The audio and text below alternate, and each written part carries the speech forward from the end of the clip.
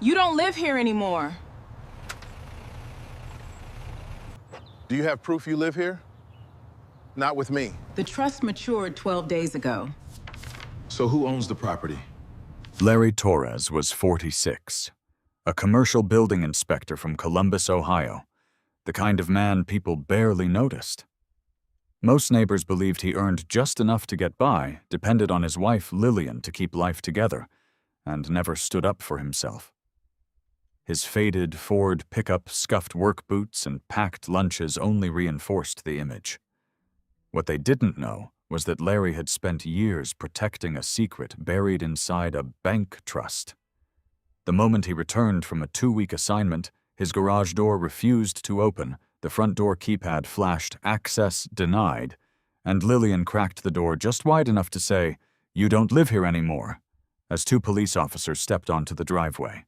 If you're watching from somewhere in the world today, let me know your country and your local time in the comments. I always enjoy seeing where these stories are reaching, and if you enjoy slow burn stories where patience, evidence, and truth change everything, consider subscribing. Tomorrow's story might be the one that stays with you long after the screen goes dark. The 2 police officers approached without urgency, but with the quiet confidence of men who believed they already understood the situation. Larry Torres stood beside his dusty Ford F-150, with one hand resting lightly on the driver's door. He neither stepped toward the house nor away from it. His expression remained calm, almost unreadable. Officer Kevin Morales spoke first. "Sir, are you Larry Torres?" Larry nodded. "I am." The younger officer glanced toward the front porch, where Lillian remained standing with her arms folded across an expensive cream-colored sweater Larry had never seen before. "We've received a report that you're attempting to enter a residence where you're no longer welcome." Larry looked at the house. The afternoon sun reflected across the new brushed nickel deadbolt. He noticed something else. The brass mailbox by the front steps had been replaced too. Everything had happened quickly. "I wasn't attempting to force entry," Larry answered quietly. "I tried my garage remote." Officer Morales looked down at the remote, still resting in Larry's hand. "And before that, my keypad code." The older officer, David Mercer, crossed his arms. "Your wife says you moved out voluntarily 2 weeks ago." Larry slowly shook his head. "I've been inspecting the Interstate 71 Bridge Rehabilitation Project in Cincinnati." Neither officer responded immediately. Lillian stepped forward just enough for everyone to hear. "He packed what he wanted before he left." Larry finally looked at her. Not with anger, not with disbelief, only curiosity. He had spent 20 years learning that the loudest accusation often hid the weakest foundation. Officer Mercer cleared his throat. "Sir, unless you have documentation showing you currently reside here, we'd advise you not to enter the property today." Larry nodded once. "I understand." The answer surprised both officers. They had expected arguments, questions, raised voices. Instead, Larry simply walked toward the driveway where 4 black garbage bags sat neatly beside the curb. The first bag contained shirts folded without care. The second contained old work jeans and boots. The third held family photo albums stuffed between towels. The fourth contained kitchen utensils, shaving supplies, and several framed certificates. One picture frame had cracked. Larry picked it up carefully. It showed him and Lillian standing outside the house almost 9 years earlier. They were smiling. The paint behind them had still been fresh. For several seconds he stared at the photograph before placing it gently inside the suitcase, already lying open in the truck bed. Officer Morales watched him. "You're taking this pretty well." Larry zipped the suitcase halfway. "I don't think reacting changes facts." The younger officer frowned slightly. "What do you mean?" Larry looked towards the house again. "I mean, facts usually take longer to arrive than emotions." Officer Mercer exchanged a quick glance with his partner. Lillian laughed softly from the porch. There he goes again. She shook her head dramatically, always trying to sound wiser than everyone else. Neither officer commented. Larry climbed into the truck bed and carefully retrieved his laptop backpack. He checked the inside pocket. His passport remained there, his work identification, a leather document folder. Nothing appeared missing. That seemed to matter more to him than the clothes. Lillian noticed where his attention lingered. You can stop checking. I threw out everything you didn't need. Larry closed the folder. Thank you. The unexpected response caught her off guard. For the first time that afternoon, her confident smile hesitated. Officer Mercer handed Larry a small incident card. If you need to retrieve additional property later, arrange it through attorneys or civil standby. Larry accepted the card. I appreciate it. No sarcasm, no bitterness, only courtesy. Within minutes, the patrol car disappeared around the corner. The street became strangely quiet. Curtains moved inside neighboring houses. People had watched the entire exchange. No one came outside. Larry loaded the final garbage bag into the truck. Before shutting the tailgate, he noticed an old yellow lunch cooler beneath the bags. He opened it. Inside were 2 stainless steel coffee mugs. One belonged to him, the other belonged to Lillian. They had bought them during a road trip through Kentucky years earlier. He left hers behind. Only his mug went into the cab. As he started the engine, he looked at the house one final time. Not because he expected Lillian to change her mind, because he wanted to remember every detail exactly as it looked. The new locks, the freshly planted flowers near the walkway, the luxury SUV parked where his truck normally sat, the unfamiliar welcome mat. Small changes often revealed larger stories. He drove away without looking back again. 40 minutes later, he checked into a modest Hampton Inn near Easton Town Center. The receptionist asked if he wanted 1 key card or 2. 1 is fine. Room 318 overlooked the parking lot. Nothing special. Clean carpet, gray curtains, a small desk, a television mounted above the dresser. Larry placed his suitcase against the wall before removing the leather document folder. Unlike the rest of his belongings, this folder showed almost no wear. He opened it. Inside were inspection licenses, tax records, insurance policies. A small envelope sealed nearly 9 years earlier. He touched the envelope but did not open it. Instead, he returned it to the folder exactly where it had been. He washed his face, changed into a clean shirt, then sat quietly beside the window while the evening traffic rolled past beneath him. The silence reminded him of another evening years before. Back when he and Lillian had first toured the house, she had fallen in love with the wraparound porch, the maple trees, the quiet neighborhood.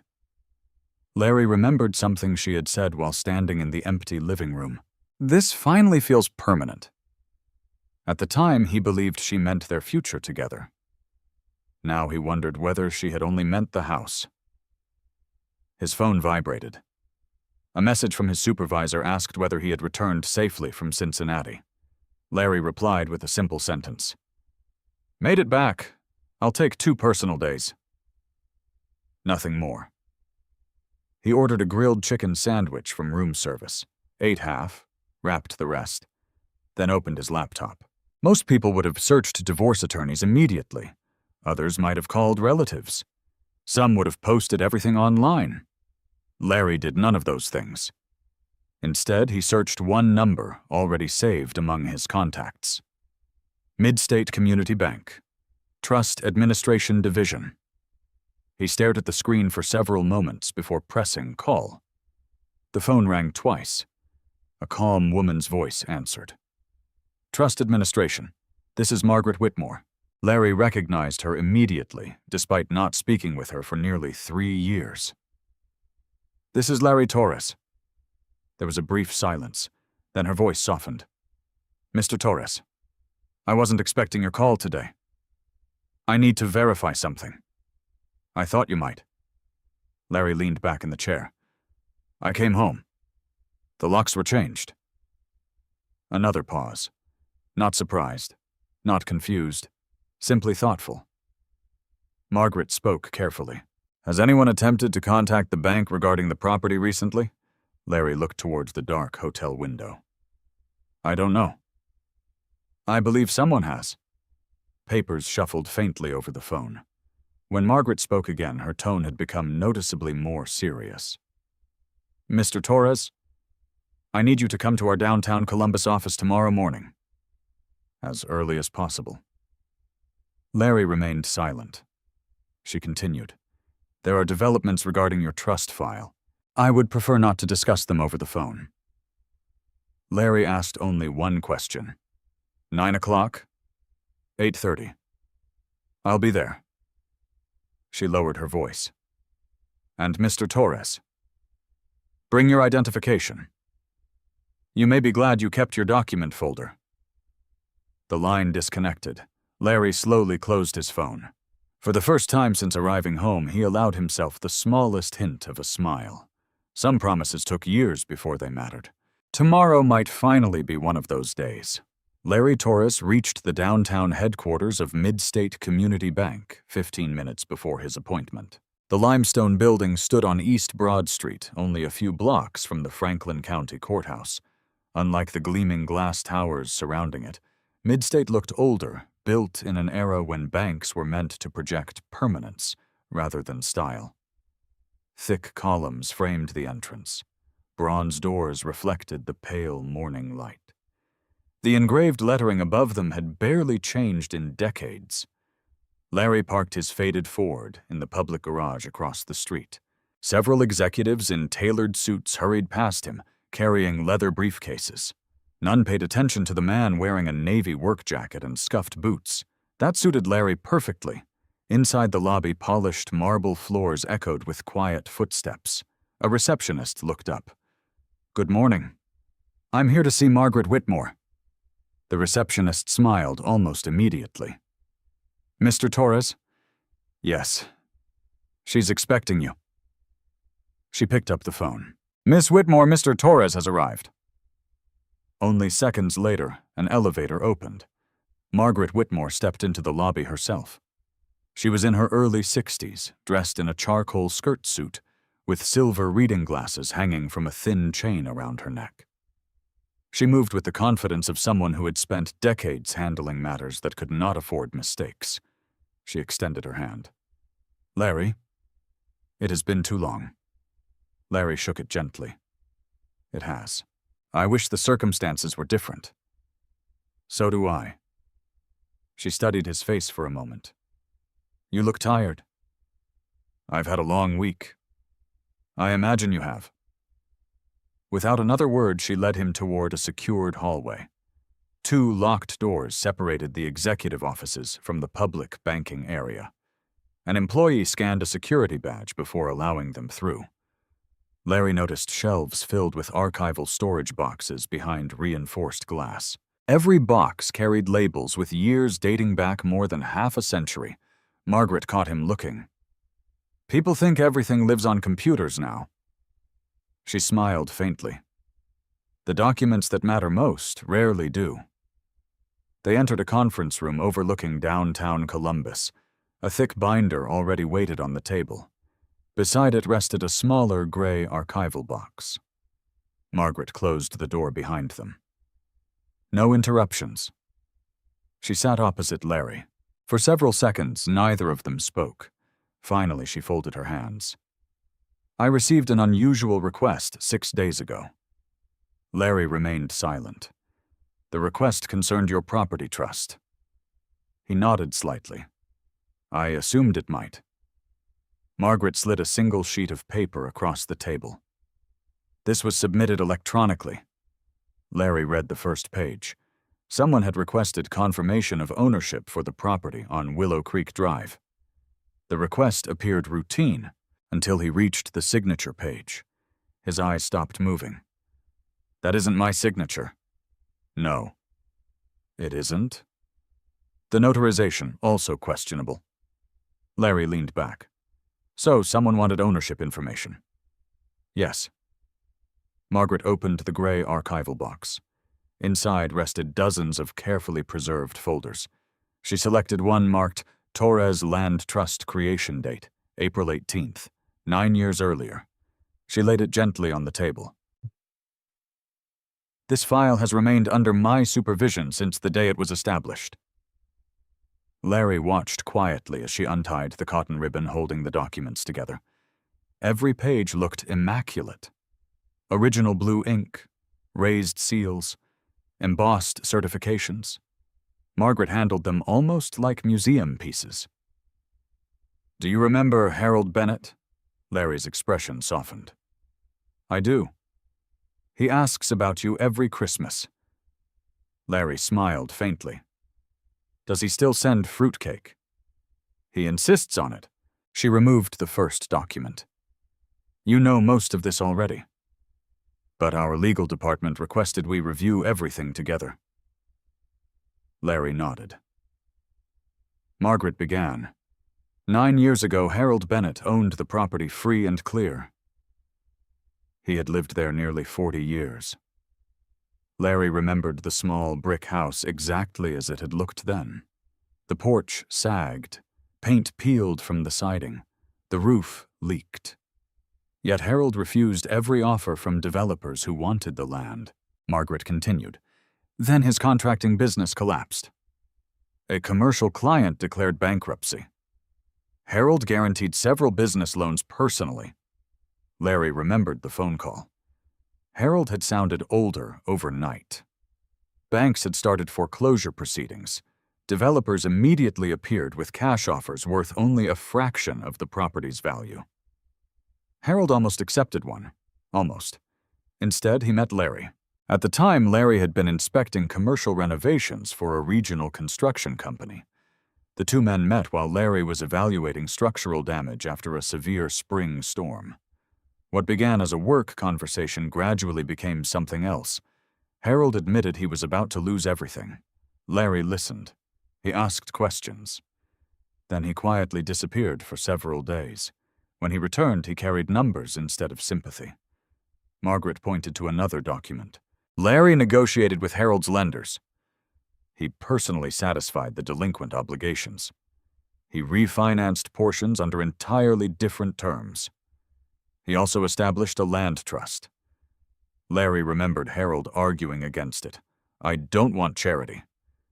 Larry had answered him calmly. "It isn't charity.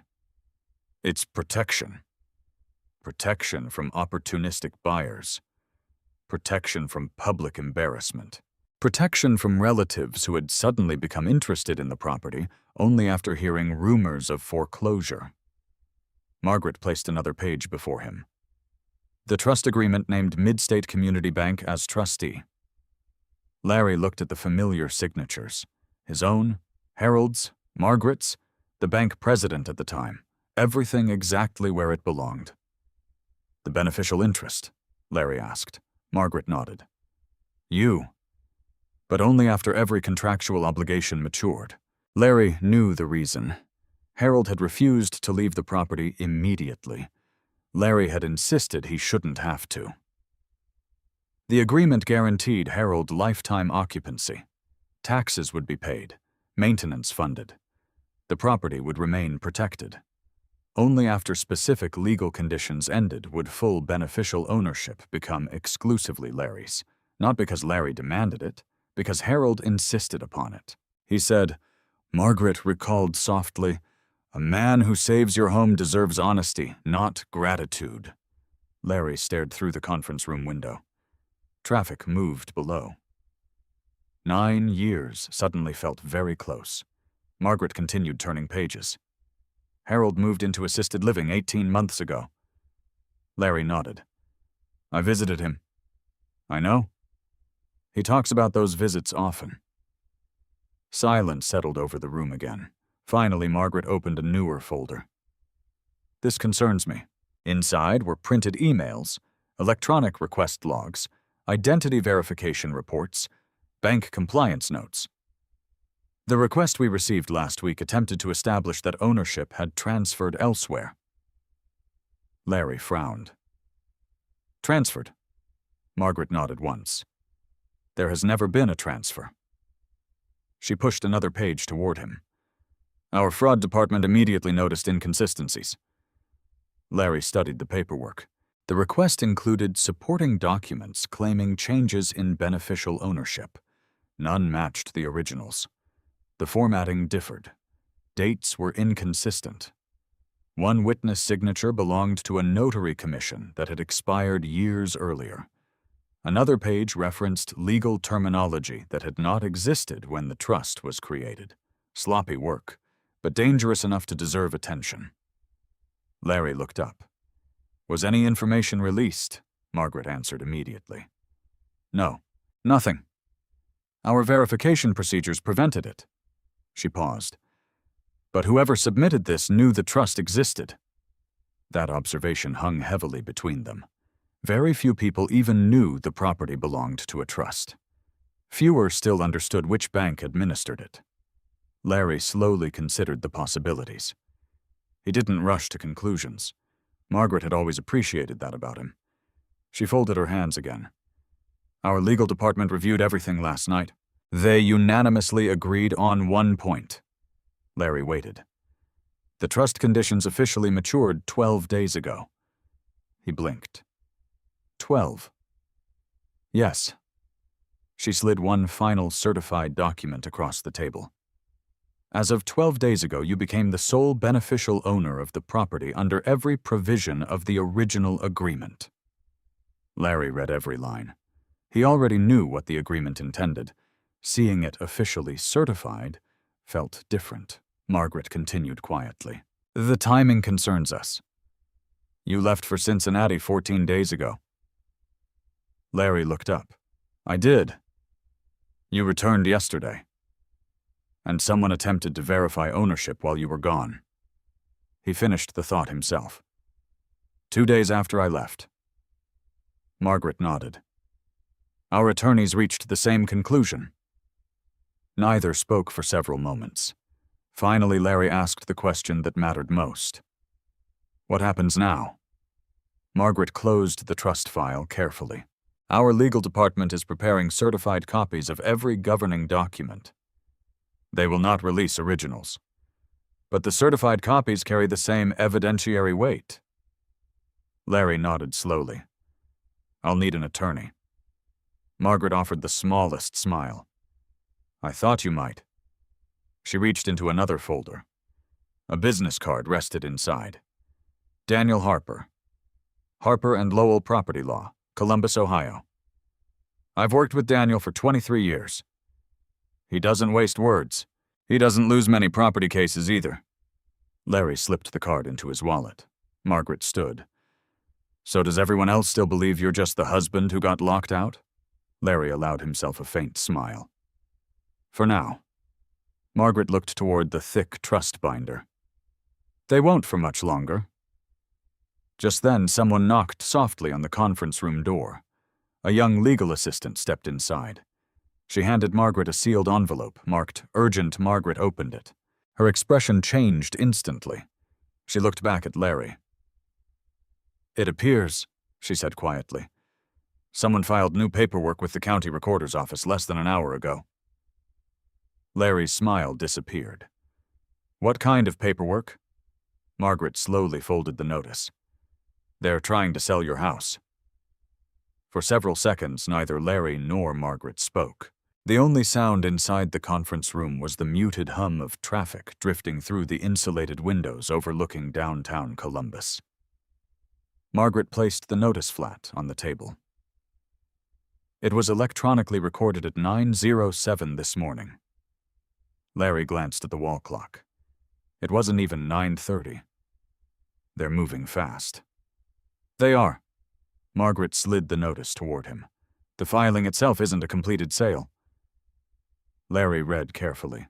It was a preliminary disclosure submitted by a licensed real estate brokerage as part of an upcoming residential transaction.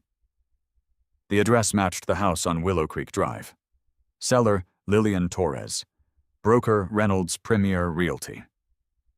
Larry read the names twice before looking up. So she's already hired an agent. It appears so. Margaret folded her hands. Our concern isn't that the filing exists. It's that someone is acting as though ownership has already been confirmed. Larry remained unusually calm. Most people, after learning their home was about to be listed without their knowledge, would have reacted instantly. Raised voices, threats, a rush to confront everyone involved. Larry did none of those things. Instead, he asked a single question. When can I obtain certified copies? Margaret almost smiled. They're already being prepared. She stood. I've also notified our legal department that litigation is likely. You anticipated this. We anticipated something. She paused. But not quite this quickly. 10 minutes later, Larry left the bank carrying a thick, sealed envelope stamped Certified Trust Documents Do Not Alter. He placed it carefully inside the leather document folder before walking back toward his truck. The envelope never left his sight. By 10:15, he was sitting inside a modest office on the 12th floor of the Franklin Commerce Building. A brass plaque beside the reception desk read, Harper and Lowell. Property law, real estate litigation, commercial transactions. The receptionist greeted him warmly. Mr. Torres. Yes. Mr. Harper is ready. Daniel Harper's office reflected its owner perfectly. No expensive artwork, no oversized furniture, no unnecessary decoration.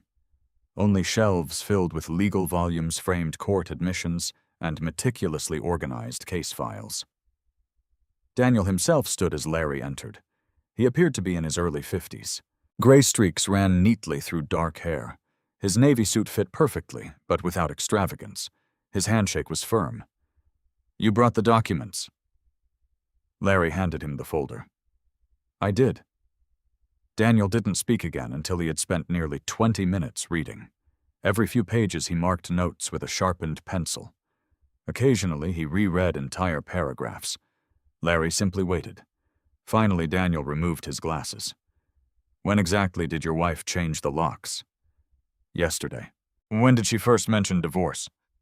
She hasn't? Daniel raised an eyebrow. Interesting. He returned to the paperwork. She removed you from the residence before filing. Yes. Did she know this trust existed? Larry considered the question carefully. She knew I handled paperwork years ago. But she never wanted details. Did you hide them? No. Did she ask? No? Daniel nodded once. That's legally important. He reached for another document. This agreement is exceptionally thorough. Larry remained silent. Daniel continued reading. The trust matured 12 days ago. Correct. You became sole beneficial owner. Yes. Daniel leaned back. They've built an entire strategy around one assumption. Larry looked at him. Which assumption? That you're exactly what you appear to be. Larry waited. Daniel continued. A quiet man. Average income. No substantial assets. No sophisticated financial planning. No meaningful leverage. He closed the folder. If that's their foundation, he smiled slightly. They're standing on sand. Larry noticed the first hint of confidence in Daniel's voice. What do we do? Daniel stood and walked toward a large county property map mounted on the wall. We do almost nothing. Larry wasn't surprised. Daniel pointed toward the map. Real estate litigation rewards patience. The person who moves first isn't always the person who wins. He turned back. They believe they're controlling the timeline. I'd rather let them. Larry nodded. Meanwhile, we collect evidence. Daniel opened another file drawer. I'll request certified county records.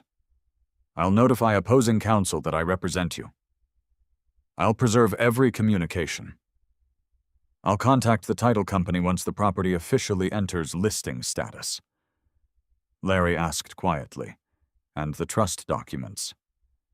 They remain confidential. For now. Larry understood immediately. If Lillian and her attorney still believed Larry owned nothing, they would continue acting on that belief. Every action they took would become evidence. Every statement would become evidence. Every filing would become evidence. Daniel preferred facts collected naturally over dramatic confrontations. So I don't confront Lillian. No. I don't call the realtor. No. I don't contact potential buyers.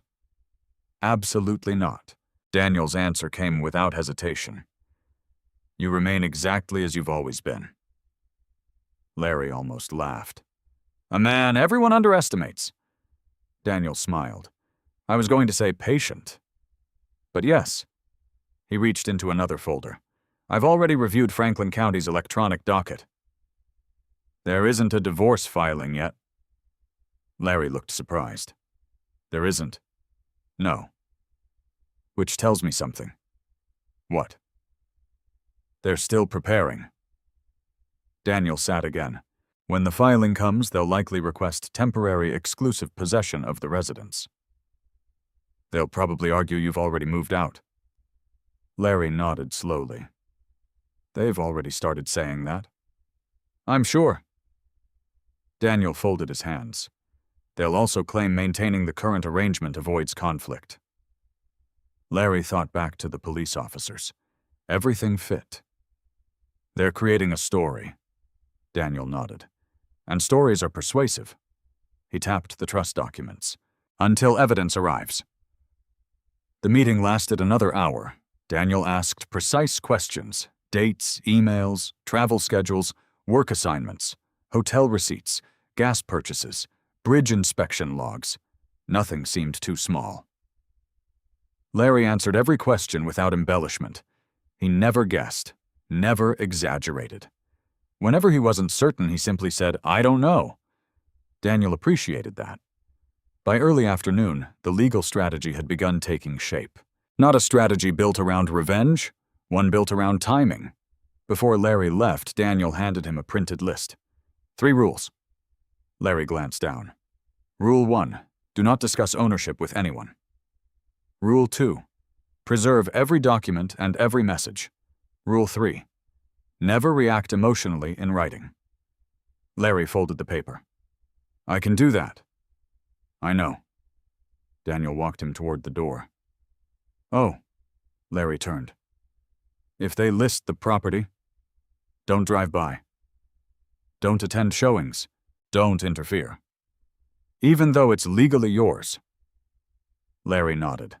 I understand. Good. Because the title company will do our work for us. Outside, the afternoon heat settled over Columbus. Larry drove back toward Easton Town Center. Halfway there, his phone buzzed. The caller ID displayed unknown number. He answered. Larry Torres. A cheerful female voice greeted him. Mr. Torres. This is Vanessa Reynolds with Reynolds Premier Realty. Larry recognized the name immediately. She continued confidently. I'm calling because we're assisting your wife with the sale of your former residence. Former residence. Interesting choice of words. I wanted to confirm you've removed everything you intend to keep. Larry kept his voice perfectly even. I've taken what I needed. Wonderful. We'll be scheduling professional photography tomorrow morning. I appreciate the update. There was a brief pause. She clearly expected resistance. Instead, she received cooperation. Well, I'm glad we're all being adults about this. So am I. Thank you for your time. The call ended. Larry placed the phone back onto the console. He never mentioned ownership, never corrected her, never argued. Exactly as Daniel instructed. Across town, Vanessa smiled as she updated her client notes. Cooperative husband, no ownership concerns, property ready for market. She had no idea every sentence she had just spoken rested on an assumption that would soon cost far more than a failed sale. Late that afternoon, Daniel called. I've received the certified county records. And they're exactly what I expected. Larry waited. Daniel's voice remained calm. Tomorrow morning. The property officially goes on the market. He paused. And sometime tomorrow afternoon, there. The title company will begin asking questions nobody on their side is prepared to answer. At precisely 8:15 the following morning, a white luxury SUV bearing the Reynolds Premier Realty logo rolled slowly onto Willow Creek Drive. Vanessa Reynolds stepped out first. She wore a fitted navy blazer despite the July heat, sunglasses resting neatly on her head, and a tablet tucked beneath one arm. Confidence surrounded her like perfume. Selling expensive homes had become second nature, and this neighborhood promised another quick commission. Behind her came a professional photographer carrying 2 large camera cases. A videographer followed with a drone packed inside a hard-shell backpack. Lillian opened the front door before they reached the porch. "I'm so glad you're here." Vanessa smiled warmly. "Today is going to be fun." Lillian laughed. "It already feels like a fresh start." Vanessa walked through the entryway, making quick notes. Beautiful hardwood. Natural light. Vaulted ceilings. She looked toward the staircase. "We'll emphasize how well-maintained everything is." Lillian nodded proudly. "I've spent weeks getting it ready." Vanessa didn't ask who had paid for the renovations over the years. She assumed she already knew enough. People rarely questioned stories that fit comfortably inside their expectations. She spent the next hour directing the photographer through every room. Kitchen first. Then the primary suite. Open the curtains. Turn every light on. The photographer moved efficiently. Bright images, wide angles, clean compositions. Everything designed to make buyers imagine themselves living there. The drone lifted into the air shortly after 9. It circled above the maple trees before capturing sweeping views of the quiet subdivision. Vanessa smiled as she reviewed the footage. "This house will sell itself." Lillian seemed relieved. "I've been worried." "Worried about what?" "The divorce." Vanessa waved away the concern. "I've worked through dozens of these." "As long as title is clean, buyers don't care." The sentence would have sounded very different had she known what the title department was reading at that exact moment.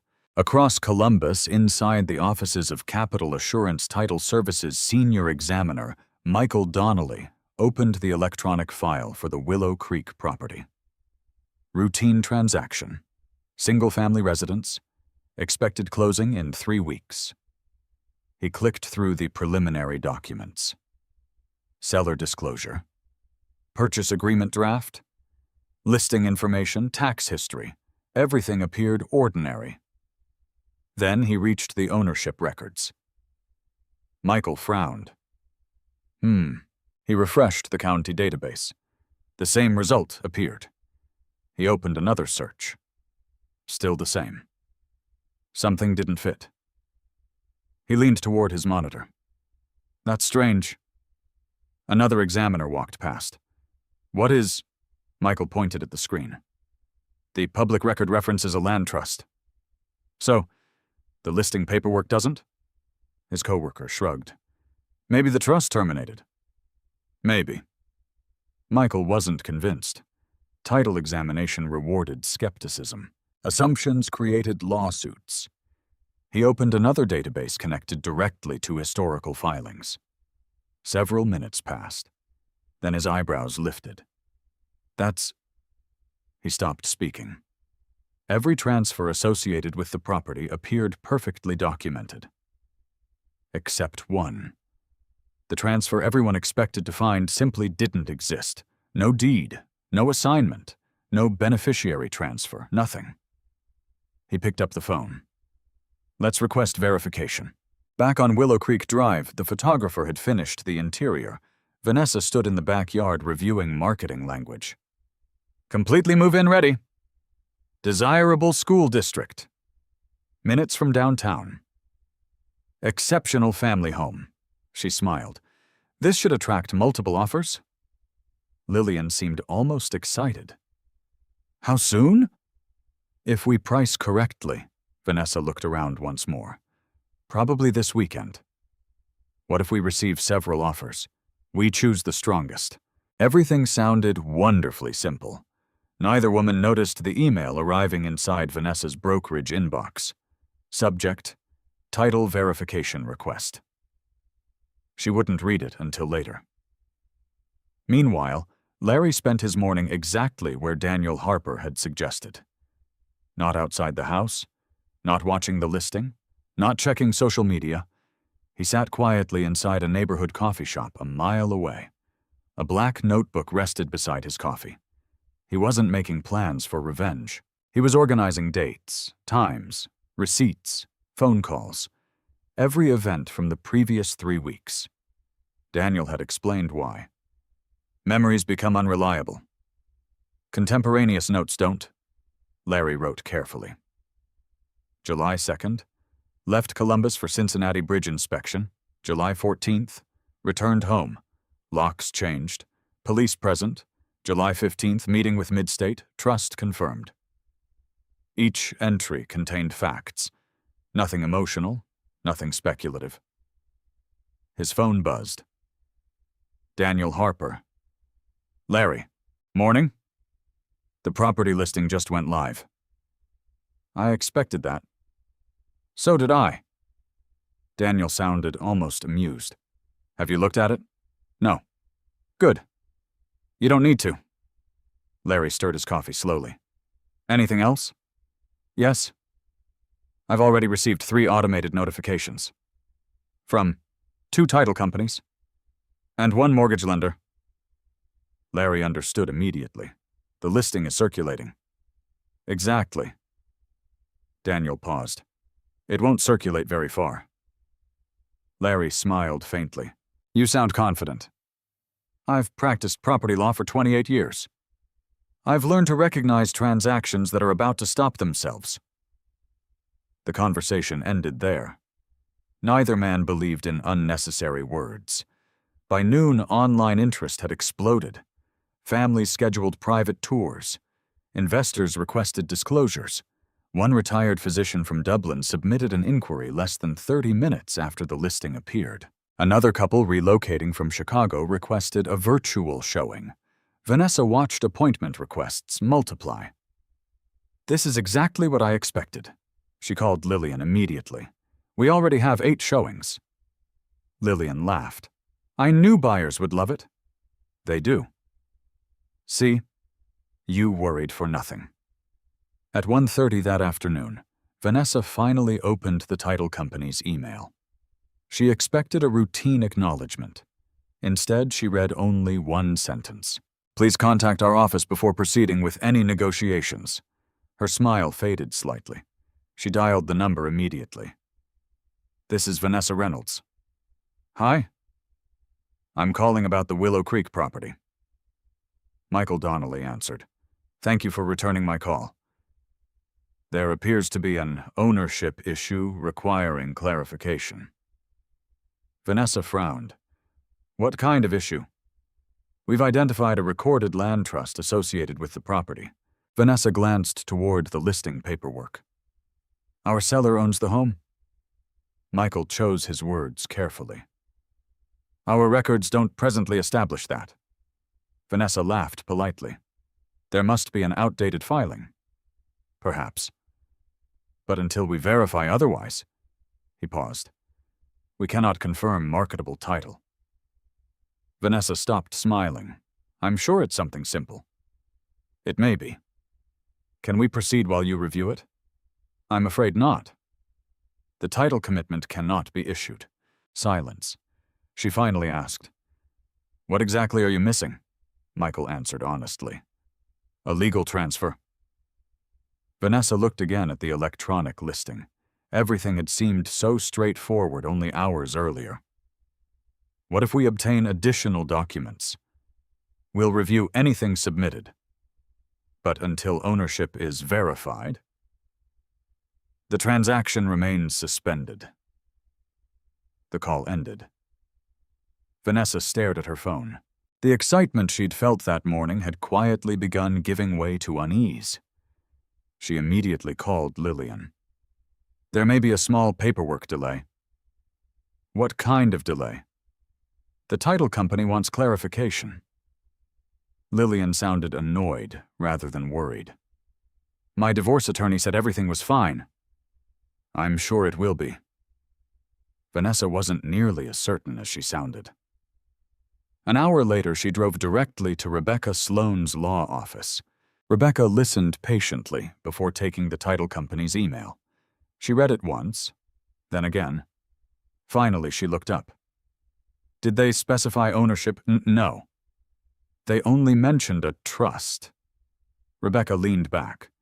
"Trusts complicate title searches. But they don't necessarily change ownership." Vanessa relaxed a little. "So we're okay?" Rebecca considered the question. "We're probably okay." Probably. It wasn't the reassurance Vanessa had hoped for. Across the city, Daniel Harper received a different email. He opened the attachment, a copy of the title company's preliminary review. He smiled. Then he called Larry. "They've frozen the transaction." Larry looked out the coffee shop window.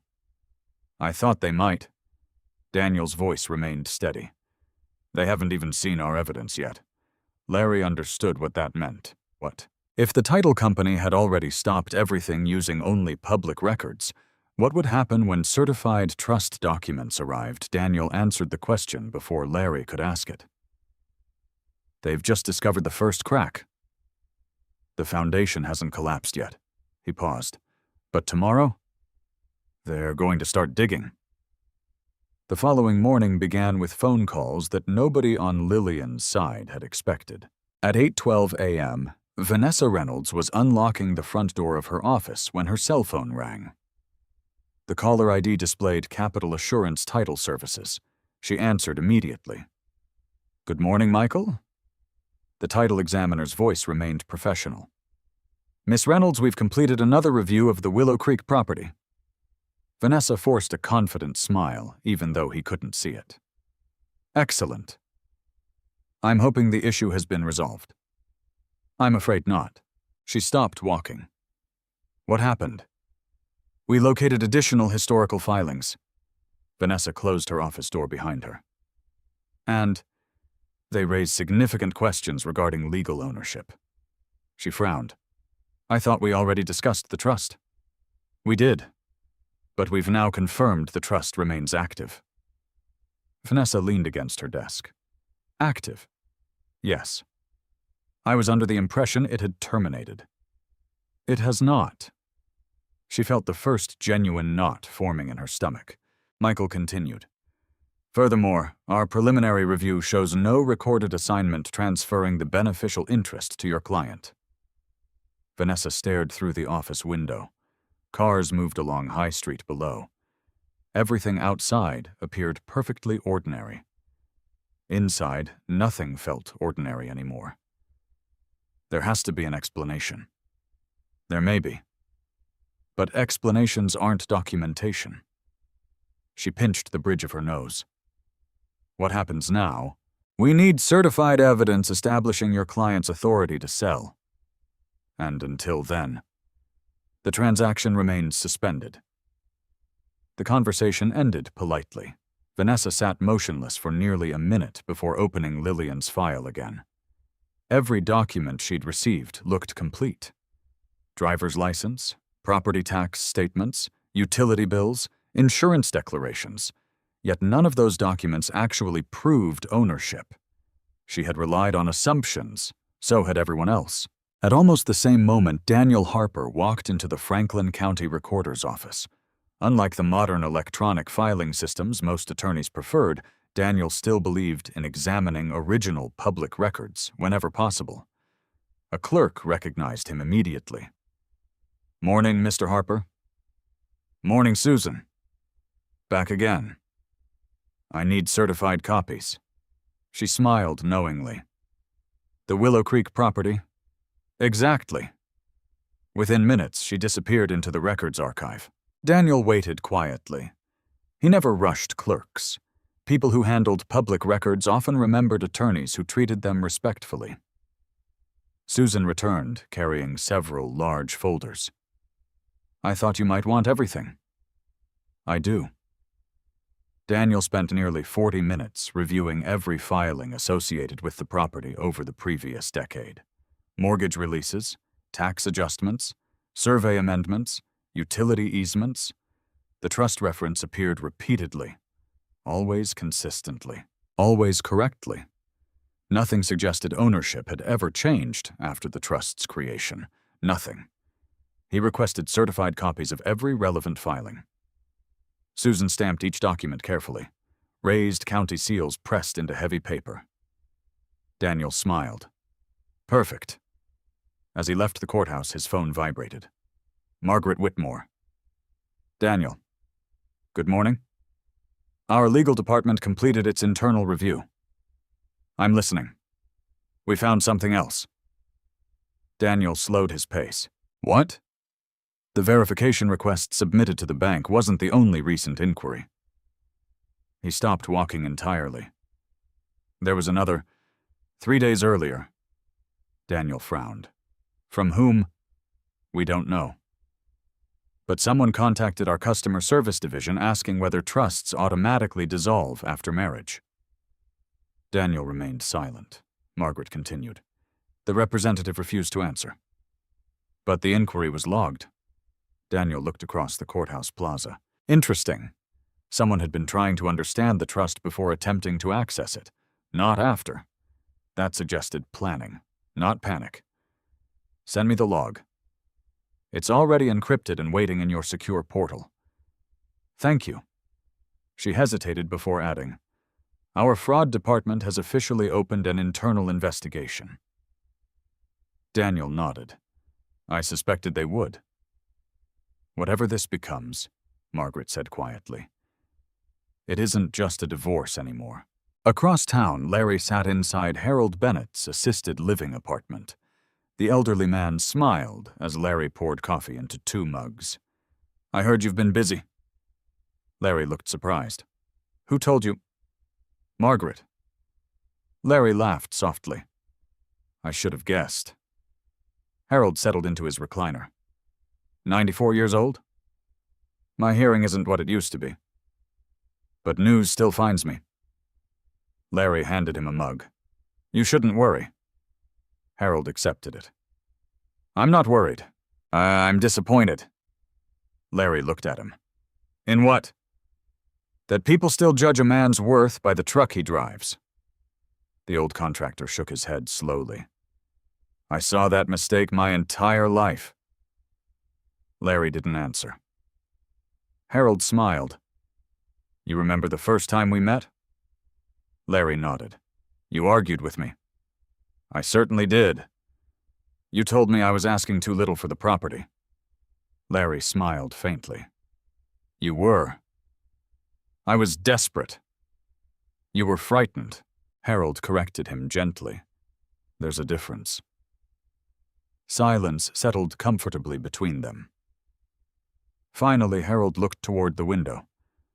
"When those developers came, they saw land. You saw my home." Larry lowered his eyes. "It mattered. It still matters." Harold leaned forward. "That's why I insisted on the trust." Larry remembered that conversation vividly. At first, he had refused. The arrangement seemed unnecessarily complicated. Harold had insisted. A deed is easy to steal. A trust is harder to misunderstand. At the time, Larry hadn't appreciated the wisdom behind those words.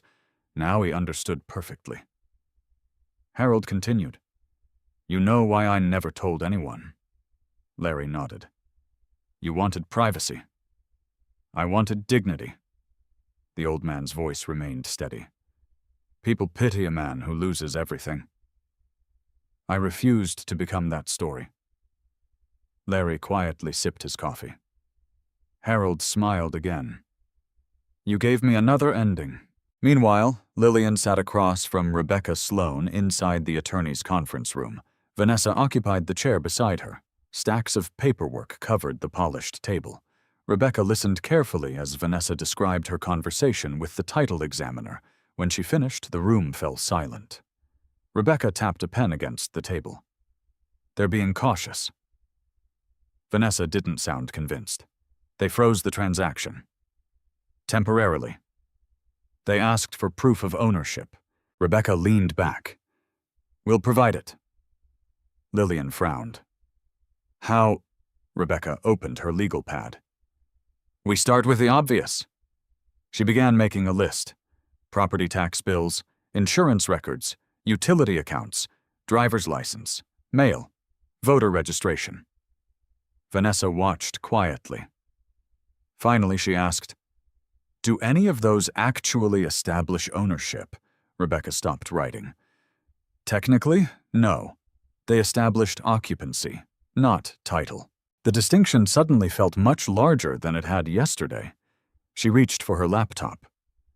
I'll request the county's complete property file. Vanessa nodded. That's probably best. None of them realized Daniel Harper had already left the recorder's office carrying certified copies of exactly those records.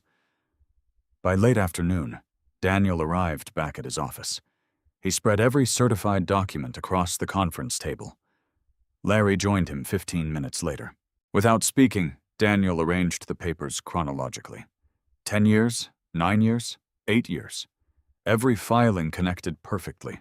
No missing transfers, no unexplained gaps, no inconsistencies. Daniel pointed to the timeline. This is why patience matters. Larry studied the documents. They've been trying to prove ownership. Daniel nodded. We're about to prove something much simpler. What? They can't. Larry looked up. Daniel smiled faintly. Because the documents they're hoping exist, he tapped the certified county record, were never created. The office phone rang. Daniel answered. After only 30 seconds, his expression became even calmer. He thanked the caller and hung up. Larry waited. Daniel looked at him. That was Capital Assurance. And they've officially declined to issue title insurance. Larry remained silent. Daniel folded his hands. No buyer can close without it. He paused. And tomorrow morning, the title examiner wants to meet us in person. At exactly 9 o'clock the next morning, Daniel Harper and Larry Torres entered the conference room at Capital Assurance Title Services. The office occupied the 6th floor of a brick building overlooking the Scioto River. Unlike a courtroom, there were no spectators and no dramatic speeches waiting to happen. Only folders, title reports, county records, and people whose job was to make sure a property could legally change hands. Michael Donnelly stood as they entered. He was in his late 50s, with silver hair, rectangular glasses, and the careful manner of someone who had spent decades looking for problems everyone else overlooked. Mr. Harper. Mr. Donnelly. The two attorneys shook hands. Michael turned toward Larry. Mr. Torres. Larry. Thank you for coming. Larry nodded politely. Daniel placed a sealed envelope on the conference table. These are certified copies from Midstate Community Bank. Michael's eyes settled on the bank seal. Suds. I've been waiting for those. He broke the seal carefully. Nobody spoke while he reviewed the documents. Larry watched the examiner's face more than the paperwork. Years of inspecting commercial buildings had taught him something valuable. Concrete cracked before walls collapsed. People did much the same. The first change appeared around Michael's eyes. His brow tightened. A few pages later, his lips pressed together. Then he stopped reading altogether. He removed his glasses and looked directly at Daniel. So, the beneficial interest never transferred, Daniel answered simply. It never needed to. Michael nodded slowly. I thought as much. He continued reading. The certified trust agreement, Harold Bennett's occupancy rights, the trustee provisions, the maturity clause, the bank certifications, everything aligned perfectly with the county records. Finally, he closed the binder. I don't believe I've seen a cleaner chain of ownership in years. Daniel smiled faintly. Neither have I. Michael turned toward Larry. Mr. Torres, you understand this means no purchaser can acquire clear title from the current listing. I do. And if someone attempted to close, Daniel answered before Larry could, they'd inherit immediate litigation. Michael nodded. Exactly. He opened another folder. This is our preliminary title commitment. Across the first page, a large red stamp covered nearly half the document. Title commitment suspended pending ownership. Verification. Larry read the words without satisfaction. Only quiet acknowledgement. Facts were beginning to replace assumptions. Michael continued. I've also notified Reynolds Premier Realty. And the seller's attorney. Daniel asked, how did they respond? Michael allowed himself the smallest smile. They requested additional time. Daniel wasn't surprised. They'll need considerably more than time. Across town, Vanessa Reynolds sat in her office, staring at the same title report. The red suspension notice dominated the first page.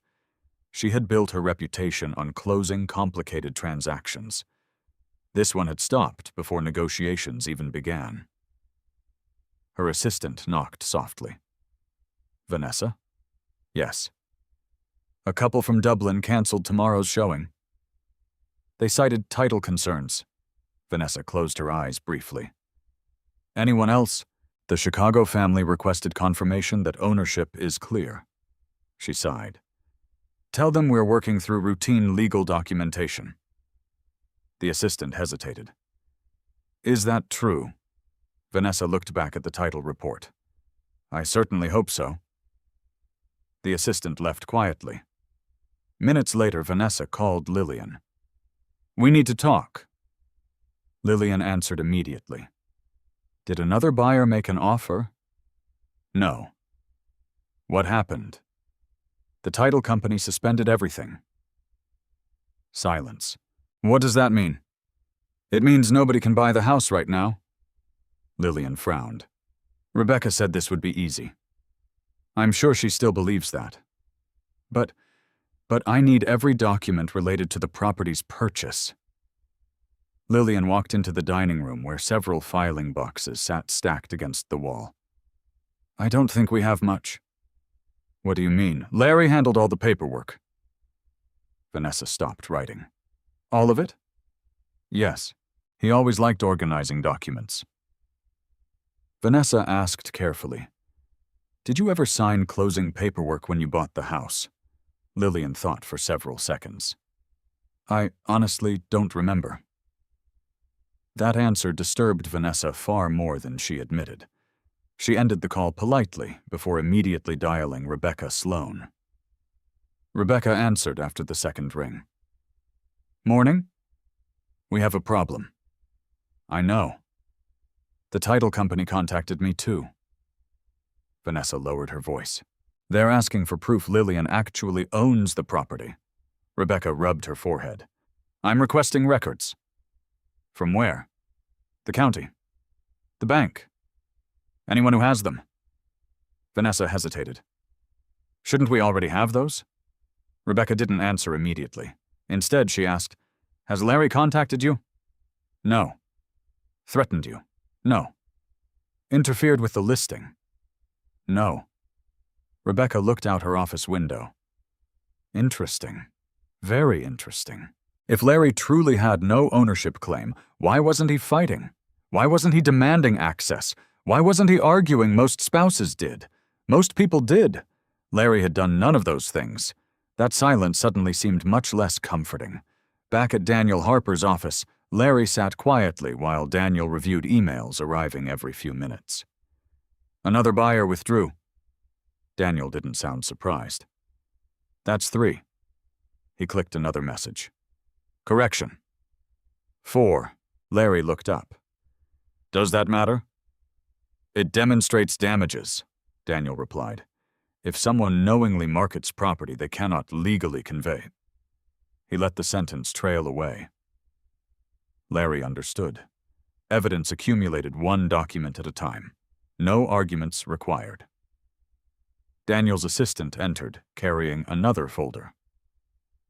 These just arrived. What are they? Discovery responses from opposing counsel. Daniel opened them immediately.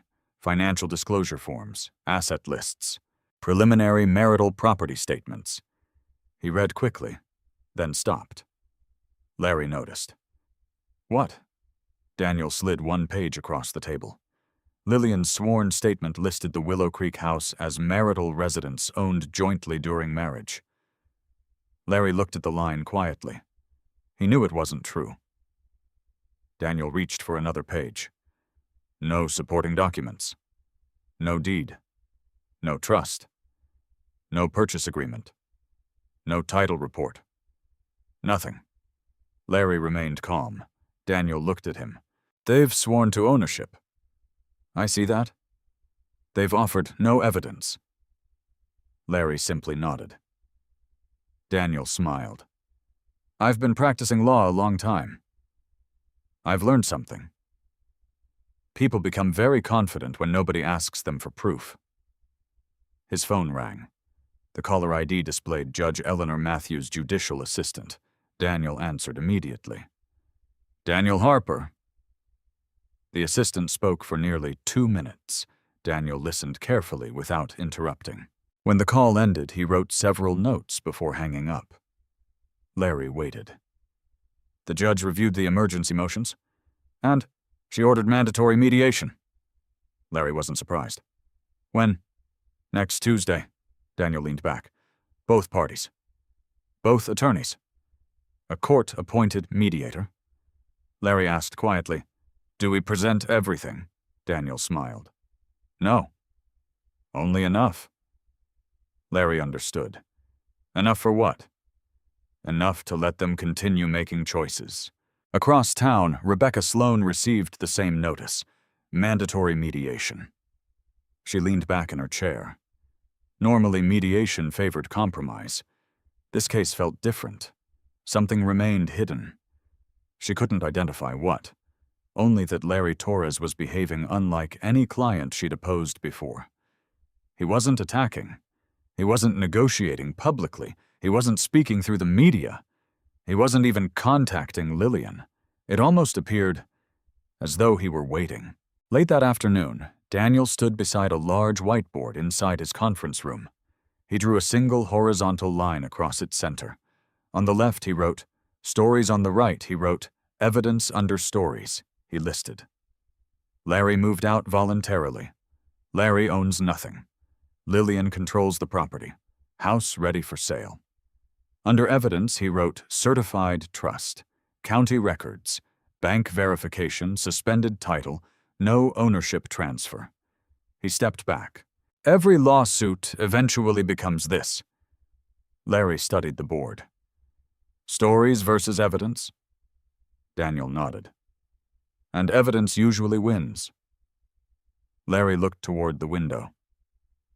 The sun had begun dropping behind downtown Columbus. For the first time since finding himself locked out of his own house, he felt the balance beginning to shift. Not because someone finally believed him, because the documents had begun speaking for themselves. Daniel erased one corner of the board, then wrote 3 new words. Coming next week, mediation. He capped the marker. They still think this is a negotiation, Larry asked, and it isn't. Daniel smiled quietly. No. It's a countdown. Tuesday morning arrived under a gray Ohio sky. A steady drizzle coated the sidewalks outside the Franklin County Family Court Annex, where mediation sessions were held before contested divorce hearings. Lawyers often joked that more marriages ended in these conference rooms than in courtrooms. Few jokes lasted long once the doors closed. Larry Torres arrived 20 minutes early. He wore the same navy sport coat he had owned for nearly a decade, pressed neatly over a white button-down shirt. His shoes were polished but old. The leather document folder rested under his arm untouched since leaving Daniel Harper's office. Daniel joined him in the lobby carrying a single black briefcase. No large binders, Larry asked. Daniel smiled. I brought them. They're just staying in the car. Larry understood. Today's purpose wasn't to win, it was to observe. The mediator, retired Judge Robert Ellison, greeted both men outside the conference room. Ellison had spent 27 years on the bench before becoming one of Ohio's most respected mediators. His reputation rested on one simple belief. People often settled cases the moment they realized their own certainty had been misplaced. He shook Larry's hand. Mr. Torres. Larry.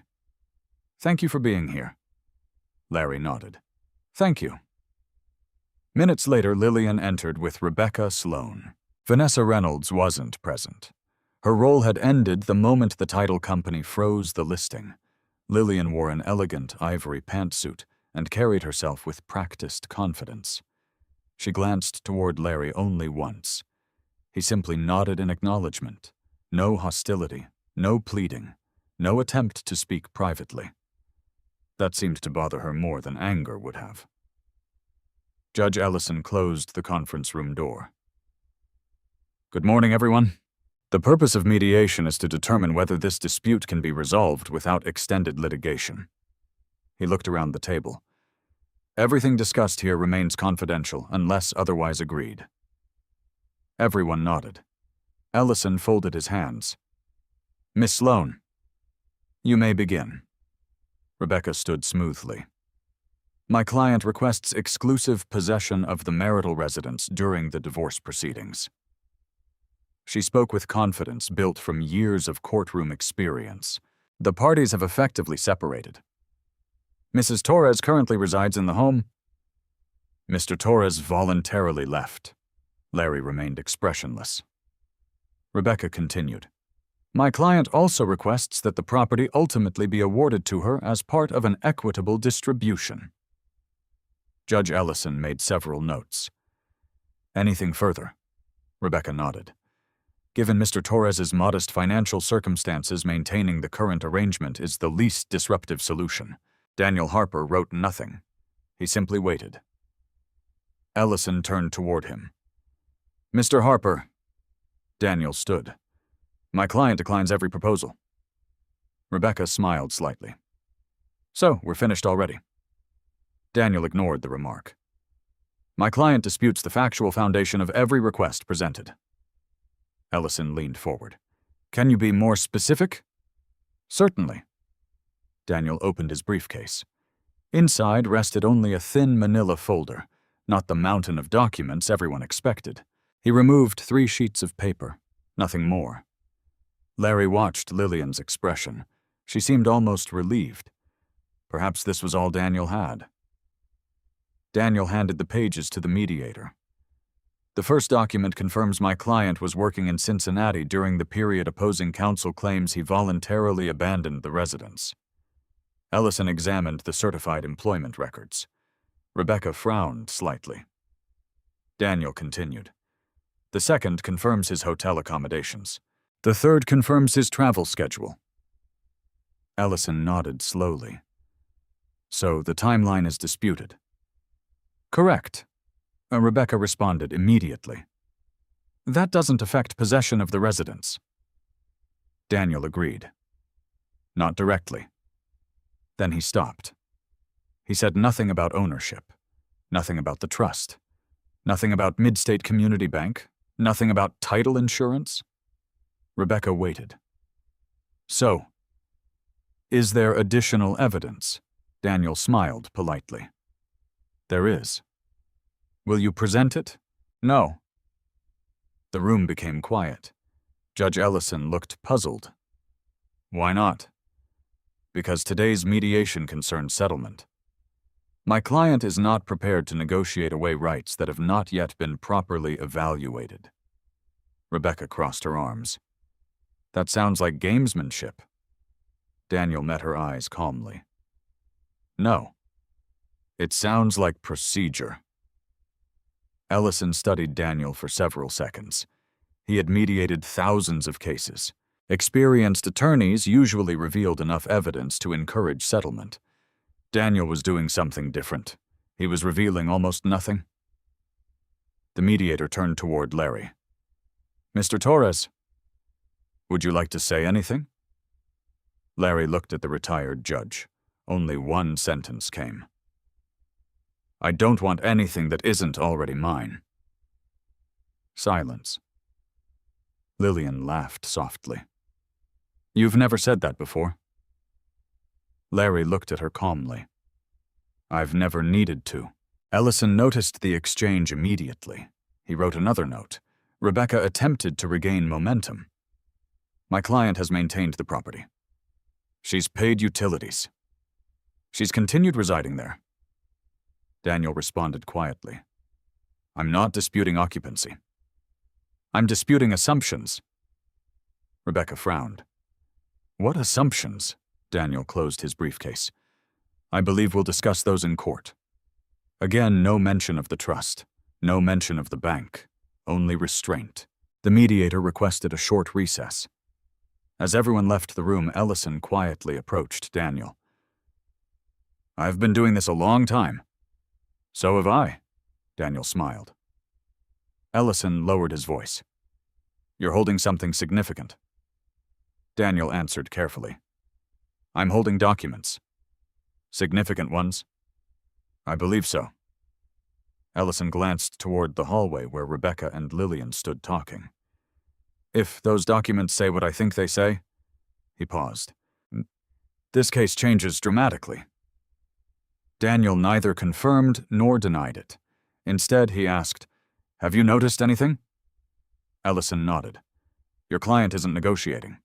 "No." "He isn't even defending himself." "No." "He seems..." The mediator searched for the right word. "Certain." Daniel smiled faintly. "He trusts paperwork more than arguments." Across the hall, Lillian paced near the vending machines. "I don't understand him." Rebecca remained thoughtful. "Neither do I." "Why isn't he fighting?" Rebecca looked back toward the conference room. "Because he thinks he doesn't have to." Lillian folded her arms. "He's bluffing." Rebecca didn't answer immediately. Normally she would have agreed.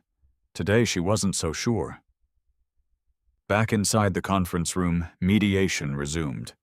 Judge Ellison made one final attempt. "Mrs. Torres." "If Mr. Torres agreed to relinquish any claim to the residence," Daniel immediately interrupted. "My client will not." Ellison looked toward Larry. "Is that correct?" Larry answered calmly. "Yes." The mediator nodded once, then turned toward Rebecca. "Would your client consider delaying any attempt to sell the property until ownership questions are fully resolved?" Lillian answered before Rebecca could. "No." "We're selling it." Daniel finally spoke again. "You're welcome to try." The sentence carried no threat, only certainty. Ellison noticed it. Rebecca noticed it. Even Lillian hesitated for the first time. The meeting ended 15 minutes later. Judge Ellison stood beside the door as everyone prepared to leave. He addressed both attorneys. "I'll file notice that mediation was unsuccessful." Rebecca nodded. Daniel thanked him. As Larry walked toward the parking garage, Daniel fell into step beside him. "You did exactly what we discussed." Larry looked ahead. "So did they." Daniel smiled. "They committed themselves." Larry understood. Every demand, every refusal, every insistence on selling the house, everything had now been documented. Daniel unlocked his car. "My office received something while we were inside." Larry looked at him. "What?" Daniel reached into his briefcase and handed over a sealed envelope. The return address read, Mid-State Community Bank, Legal Department. Larry looked up. "They're ready." Daniel nodded. "The bank has agreed to appear." Larry opened the envelope carefully. Inside was a formal letter bearing the bank's embossed seal. The final paragraph contained only one sentence. Mid-State Community Bank is prepared to testify under oath regarding the complete ownership history of the Willow Creek property. Larry folded the letter. Daniel watched him. They still think they're arguing with you. Larry slipped the letter back into its envelope. They're not. Daniel closed the trunk of his car. They're about to argue with the bank. Thursday morning, 3 days after the failed mediation, a thick certified envelope arrived at the Franklin County Family Court Clerk's office. The return address bore the familiar bronze emblem of Mid-State Community Bank. Unlike motions drafted by attorneys or affidavits signed by private parties, documents submitted by a financial institution carried a different weight. Every page had passed through compliance officers, legal counsel, and records administrators before it ever reached the courthouse. Nothing inside had been written casually. By noon, copies had been electronically delivered to both legal teams. Daniel Harper was in his office when the notification appeared. He opened the filing without excitement. He had expected it. Across town, Rebecca Sloan opened the same documents with far more confidence than caution. That confidence lasted less than 5 minutes. The first page was an affidavit signed by Margaret Whitmore, Senior Trust Officer, 31 years of service, custodian of records. She affirmed, under penalty of perjury, that the attached records were true and complete copies of the original trust documents maintained continuously by Mid-State Community Bank. Rebecca turned the page. The second document outlined the trust's creation. The third identified Harold Bennett as the original property owner. The fourth detailed the trustee's responsibilities. By the fifth page, Rebecca had stopped reading as an attorney looking for weaknesses. She was now reading as someone trying to understand how an entire case had developed without anyone discovering these records. She reached the trust maturity provision. Beneficial ownership shall vest exclusively in Larry Torres upon satisfaction of the contractual conditions outlined herein. She read the sentence again. Then a third time. No. The word escaped quietly. She continued. Attached behind the affidavit sat certified correspondence confirming every contractual condition had been fulfilled. Harold Bennett had permanently relocated from the property. Outstanding obligations had been satisfied years earlier. Property taxes remained current. Trust administration had concluded according to its governing terms. The final certification stated plainly, current sole beneficial owner Larry Torres. Rebecca leaned back in her chair. For nearly 30 seconds, she stared silently at the office ceiling. Everything she'd built the case around had depended on one assumption: that Larry possessed no meaningful ownership interest. The bank had just destroyed that assumption with 23 certified exhibits. Her phone rang. Vanessa Reynolds. Rebecca answered immediately. Have you seen it? Vanessa didn't bother saying hello. The bank filing, yes. Silence filled the line. Finally, Vanessa asked, So, the house belongs to Larry, Rebecca answered honestly. Based on what I've just read, yes. Another long silence followed. Vanessa slowly lowered herself into her office chair. My brokerage has already suspended the listing. Rebecca nodded even though Vanessa couldn't see her.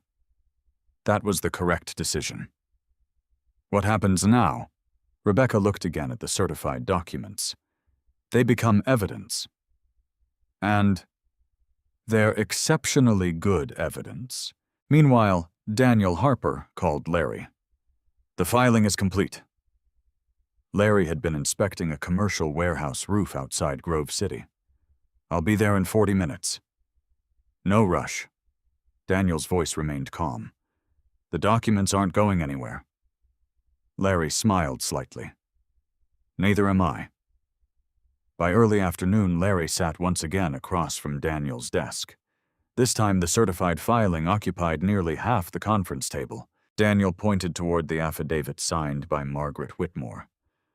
This is probably the strongest witness we could have hoped for. Larry nodded. She knows every page.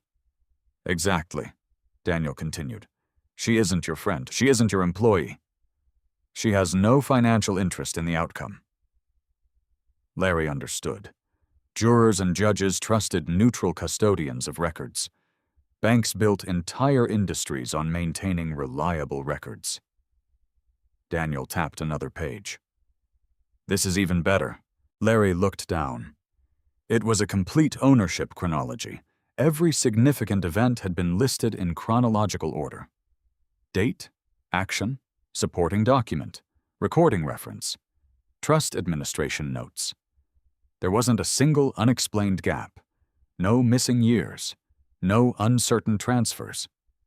Nothing. Daniel smiled faintly. I've rarely seen documentation this complete. Larry quietly turned another page. The trust file included correspondence from years earlier, letters between the bank and Harold Bennett, maintenance authorizations, tax confirmations, insurance updates. Everything supported the same conclusion. Larry had quietly maintained responsibility for the property for nearly a decade, without telling anyone. Daniel leaned back. You know what's interesting? What? The documents don't describe a wealthy man. Larry looked up. They describe a responsible one. The observation lingered in the room. Outside rain tapped softly against the office windows. Daniel continued. People assumed your truck represented your finances. They assumed your work boots represented your assets. They assumed your silence represented weakness. Larry smiled faintly. People usually assume what they can see. Daniel nodded. And now they'll have to explain why the paperwork says something entirely different. Across the city, Lillian sat in Rebecca Sloane's office, holding the certified bank filing in trembling hands. I don't understand. Rebecca remained composed. What part? How could this happen? Rebecca answered carefully. It didn't happen recently. It happened years ago. Lillian turned another page. I've lived in that house. I know. I paid bills. I know. I cleaned it. I know. But none of those things establish ownership. Lillian looked confused. I thought married property belonged to both spouses. Rebecca chose her words cautiously. Not automatically. It depends on how property was acquired, how ownership was structured, what agreements already existed. Lillian stared at the trust agreement. I never saw this. Rebecca looked directly at her.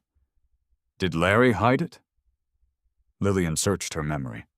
Images returned slowly. Larry sitting at the dining room table reviewing paperwork, asking if she wanted to look over financial documents, mentioning annual trust correspondence arriving from the bank. She had almost always answered the same way. You handle it. She had trusted him, or perhaps more accurately, she had never cared enough to ask questions. Rebecca interrupted her thoughts. Lillian, did he prevent you from seeing these documents? Lillian remained silent. The silence itself became an answer. Rebecca sighed quietly. That distinction matters. Lillian looked down. For the first time since locking Larry out of the house, certainty began slipping away. Later that afternoon, Capital Assurance Title Services received the bank's filing. Michael Donnelly reviewed it carefully before updating the electronic file. He changed the transaction status from pending review to unable to ensure current seller's title. The listing immediately triggered automatic notifications throughout the brokerage network. Buyers canceled appointments. Lenders withdrew preliminary financing reviews. Showing requests disappeared one after another. By sunset, not a single active buyer remained. Vanessa watched the online listing dashboard in disbelief. 26 inquiries had become 0. 8 scheduled tours had become none. The property remained online, but it had effectively become unsellable. She closed her laptop slowly. The commission she had already begun mentally spending no longer existed. Back at Daniel's office, another email arrived. Daniel opened it, then smiled. Larry looked across the table. What is it? The court. And they've scheduled an emergency evidentiary hearing. When? Monday morning. Larry nodded once. Daniel continued. This isn't the final divorce trial. It's solely about ownership and temporary possession. Larry looked toward the neatly stacked trust documents. So the bank testifies first. Daniel smiled. Yes, and once they finish, he closed the case file. The conversation changes forever. Monday morning arrived clear and unusually cool for late July. By 8:15 a.m., the hallway outside courtroom 4B of the Franklin County Family Court had begun to fill with attorneys, clerks, and litigants waiting for their cases to be called. Most conversations were quiet. Divorce hearings rarely attracted spectators, but this morning several lawyers from neighboring courtrooms lingered nearby after hearing rumors that a local bank had intervened in a marital property dispute. Larry Torres sat beside Daniel Harper on a wooden bench outside the courtroom. His leather document folder rested at his feet. Daniel carried 2 black binders. One contained certified exhibits, the other contained legal authorities. Larry noticed Daniel checking neither. You already know where everything is. Daniel smiled. I've read these documents enough times. Across the hallway, Lillian arrived with Rebecca Sloan. Lillian wore a dark gray dress instead of the bright colors she usually preferred. The confidence she had displayed during mediation had faded noticeably. She looked once toward Larry. He acknowledged her with a slight nod before returning his attention to the courtroom doors. No anger, no satisfaction, only patience. At precisely 8:30, the bailiff opened the doors. Case number 26, DR 4817. Torres versus Torres. The parties entered. Judge Eleanor Matthews was already seated on the bench reviewing the morning docket. She had served nearly 15 years on the Franklin County Family Court and had developed a reputation every attorney respected. She disliked theatrics. She disliked unnecessary arguments. Most of all, she disliked unsupported claims. As everyone stood, she looked over the courtroom. This matter concerns temporary possession of the marital residence and disputed ownership interests. Her eyes moved towards both attorneys. I understand additional evidence has recently been filed. Daniel stood. Yes, Your Honor. Rebecca followed. Yes, Your Honor. Judge Matthews nodded. Very well. Let's begin with evidence. No opening speeches, no dramatic introductions, just evidence. Exactly as Daniel had expected. Rebecca spoke first. Your Honor, Mrs. Torres has continuously occupied the residence. She has maintained the property. She requests continuation of exclusive possession while the divorce proceeds. Judge Matthews listened quietly. Supporting evidence. Rebecca submitted utility statements, insurance records, mail addressed to Lillian, photographs of the furnished home. Judge Matthews reviewed them carefully. These establish occupancy. Rebecca nodded. Yes, Your Honor. The judge looked up. They do not independently establish ownership. Rebecca hesitated. We acknowledge that ownership is now disputed. The courtroom became very still. Only a week earlier, Rebecca had spoken as though ownership were obvious. Now even she described it as disputed. Judge Matthews turned toward Daniel. Mr. Harper. Daniel rose. Your Honor, my client calls Margaret Whitmore. The courtroom doors opened. Margaret Whitmore walked calmly to the witness stand. She wore the same charcoal suit Larry had seen at the bank. Nothing about her appearance suggested drama. She looked exactly as she always had. Professional, organized, composed. After taking the oath, she settled into the witness chair. Daniel approached. Please state your name and occupation. My name is Margaret Whitmore. I am Senior Trust Officer for Mid-State Community Bank. How long have you held that position? 31 years. What are your responsibilities? I administer land trusts, maintain trust records, oversee ownership documentation, and certify official bank records when requested by courts. Daniel nodded. Are you familiar with the trust concerning the Willow Creek property? I am. How? I have personally administered that trust since its creation. Daniel handed her the first exhibit. Do you recognize this document? Yes. What is it? The original trust agreement. Maintained continuously by Midstate Community Bank. Daniel continued. Has this document been altered since its execution? No. Has the bank ever transferred beneficial ownership to Mrs. Lillian Torres? No. Rebecca immediately stood. Objection. Leading. Judge Matthews nodded. Sustained. Daniel adjusted without hesitation. Has the beneficial ownership changed since the trust was established? Margaret answered clearly. No. And who currently holds beneficial ownership? Larry Torres. Her voice never rose. She spoke the words exactly as she would have spoken someone's account balance. Simple, factual, final. Judge Matthews made several notes. Daniel continued. Did the trust mature under its contractual terms? Yes. When? 12 days before Mr. Torres returned from his business assignment. Daniel nodded. What occurred when the trust matured? The bank certified Mr. Larry Torres as sole beneficial owner under the governing trust provisions. Rebecca stood again. Permission to cross-examine. Judge Matthews nodded. Rebecca approached the witness stand. She smiled politely. Miss Whitmore. Good morning. Good morning. You have testified that Mr. Torres became sole beneficial owner. Correct. But legal title remained with the trustee, Margaret answered calmly. Yes. So technically the bank still held title, Margaret nodded.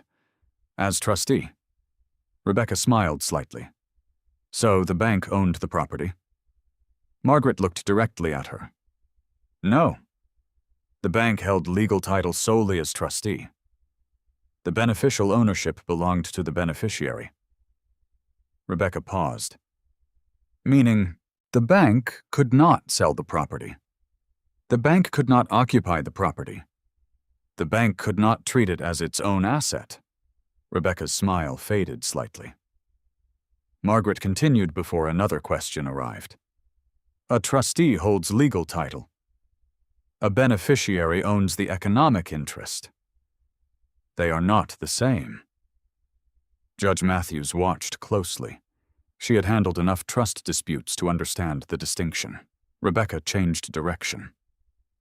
Did Mrs. Torres ever contact the bank? Margaret answered. No. Did she ever request trust information? No. Did the bank ever notify her directly? No. Rebecca turned toward the judge. So Mrs. Torres may never have known this trust existed. Daniel immediately stood. Objection. Calls for speculation. Sustained. Judge Matthews looked back toward Rebecca.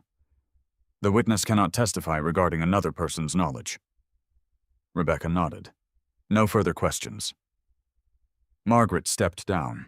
Daniel called his next witness, Michael Donnelly, Senior Title Examiner, Capital Assurance Title Services. After taking the oath, Michael settled into the witness chair. Daniel approached. Mr. Donnelly, what is your occupation? I examine ownership records and determine whether clear title can be ensured. Were you assigned the Willow Creek transaction? Yes. What did you discover? Michael opened his report. I discovered that the listed seller could not establish marketable title. Why? The ownership records identified an active land trust. And after reviewing the bank's certified documents, I concluded the listed seller lacked authority to convey ownership. Daniel asked one final question. What action did your company take? We refused to issue title insurance. The answer echoed quietly through the courtroom. Rebecca declined to cross-examine. There was nothing to challenge.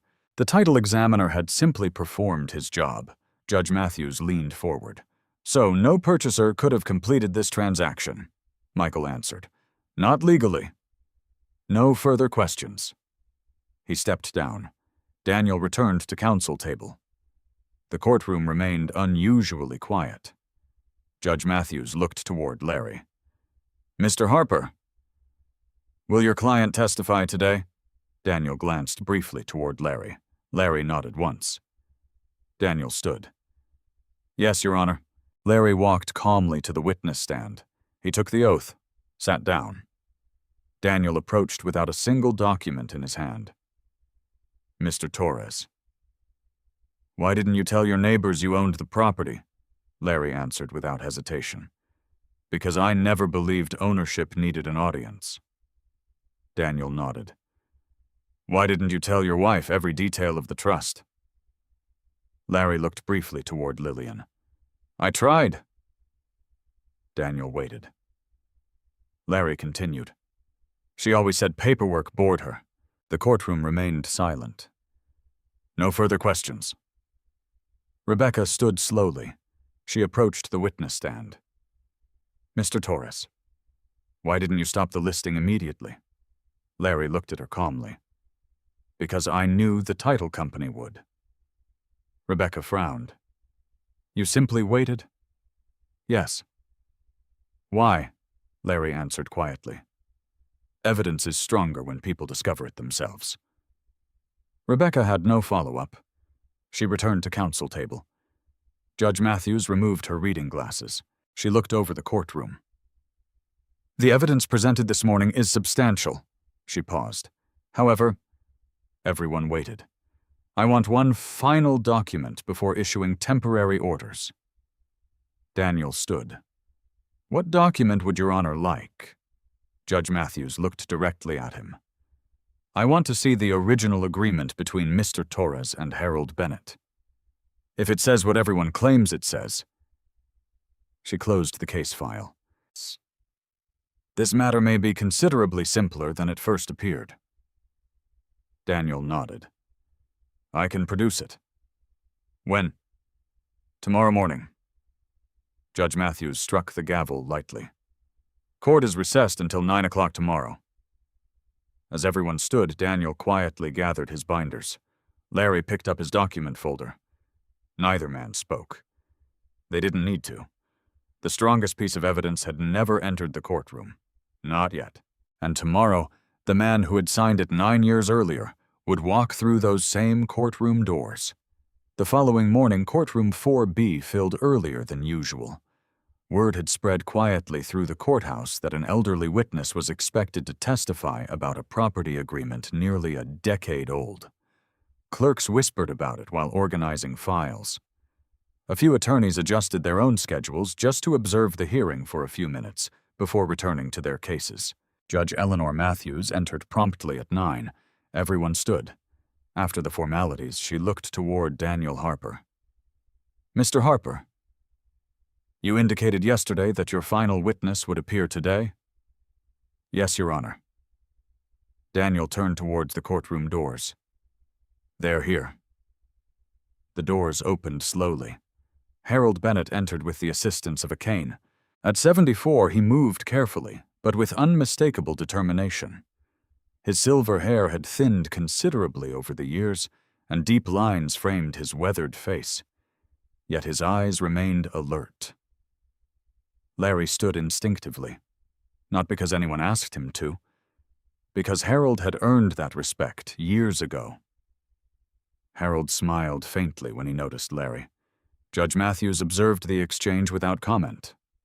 The bailiff helped Harold reach the witness stand. After taking the oath, he settled into the chair. Daniel approached gently. Mr. Bennett, would you please tell the court your full name? Harold William Bennett. Were you once the owner of the property located on Willow Creek Drive? I was. For how long? Almost 40 years. Daniel nodded. Would you tell the court what happened 9 years ago? Harold rested both hands on the cane.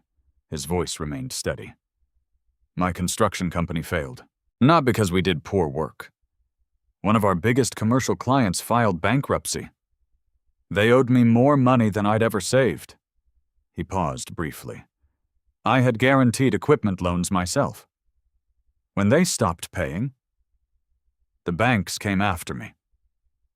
The courtroom remained completely silent. Harold continued. I was weeks away from losing everything. The house, the land, my late wife's garden.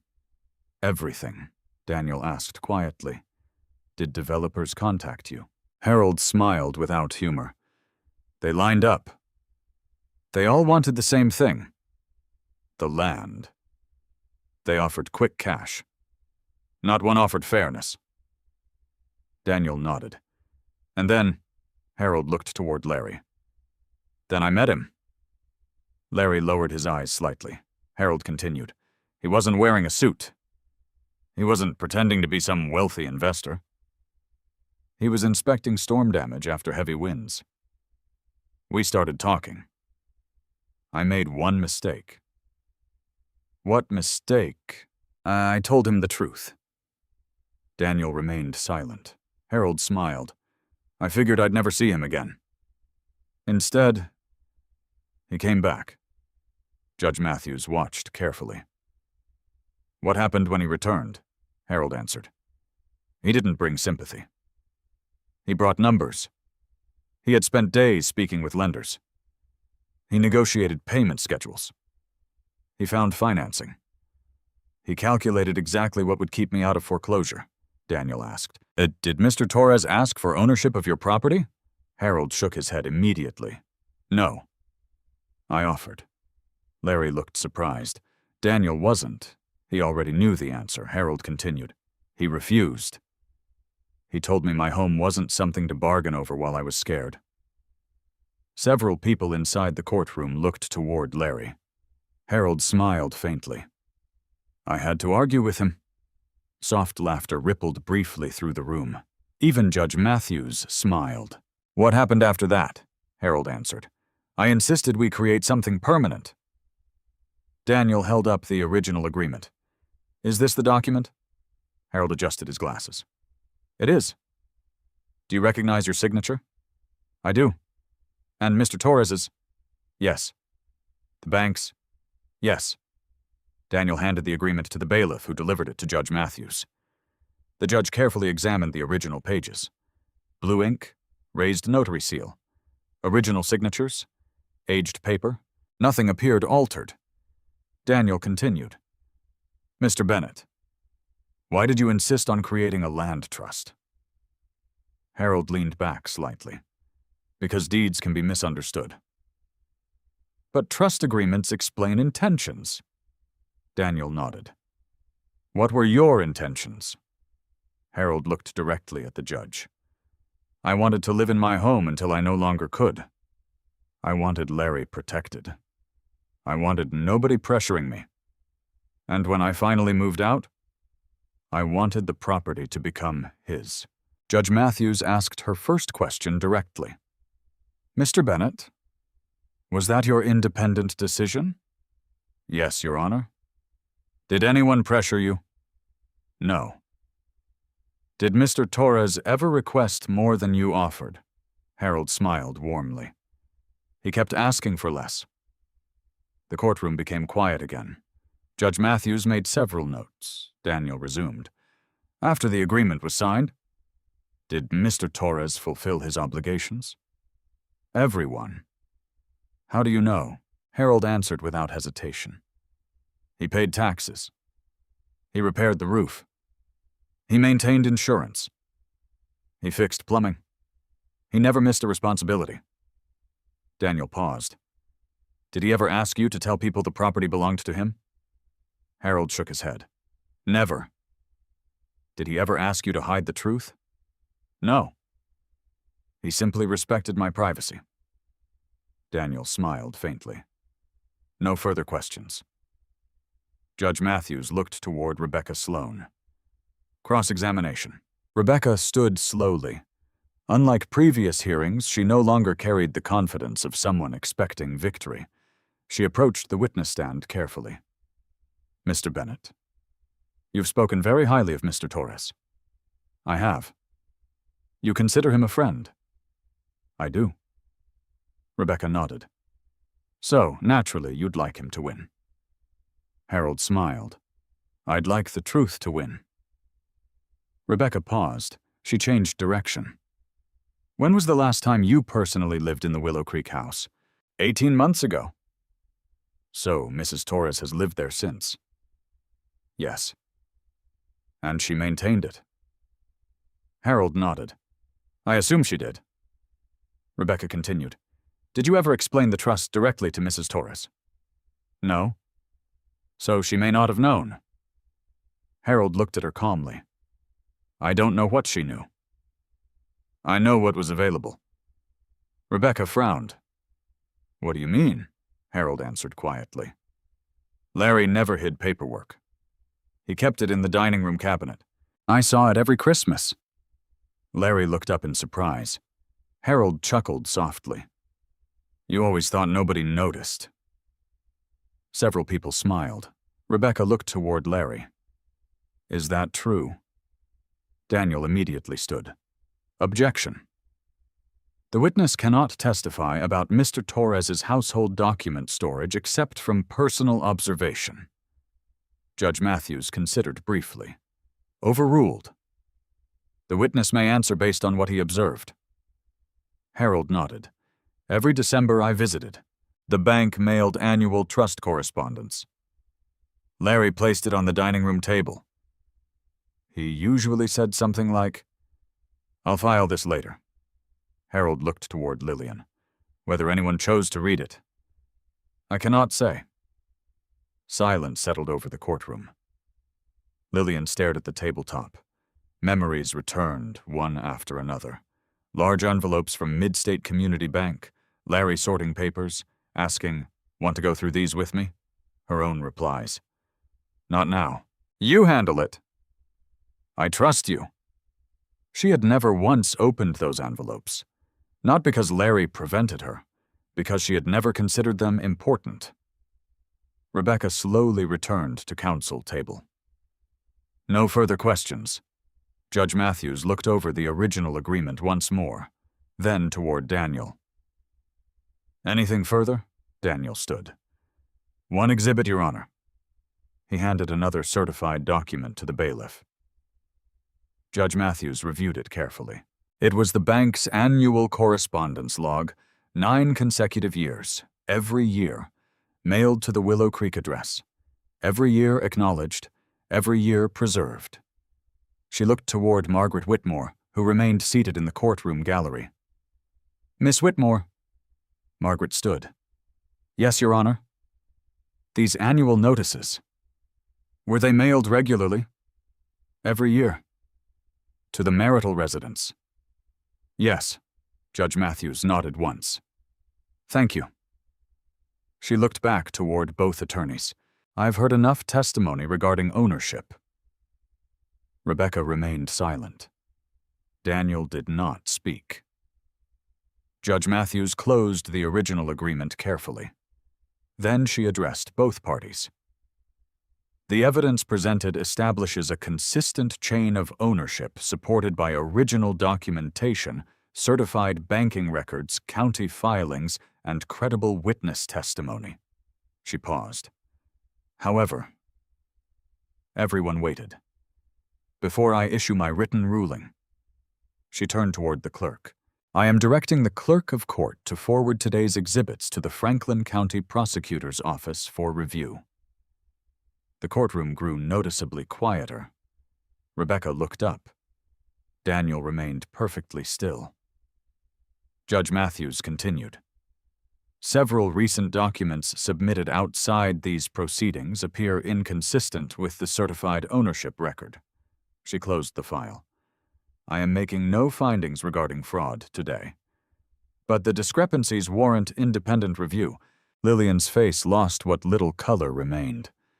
Judge Matthews struck the gavel lightly. This hearing is concluded. As the courtroom slowly emptied, Harold reached Larry near the exit. He placed one weathered hand on Larry's shoulder. I told you 9 years ago. Larry smiled. What? The truth walks slower than lies.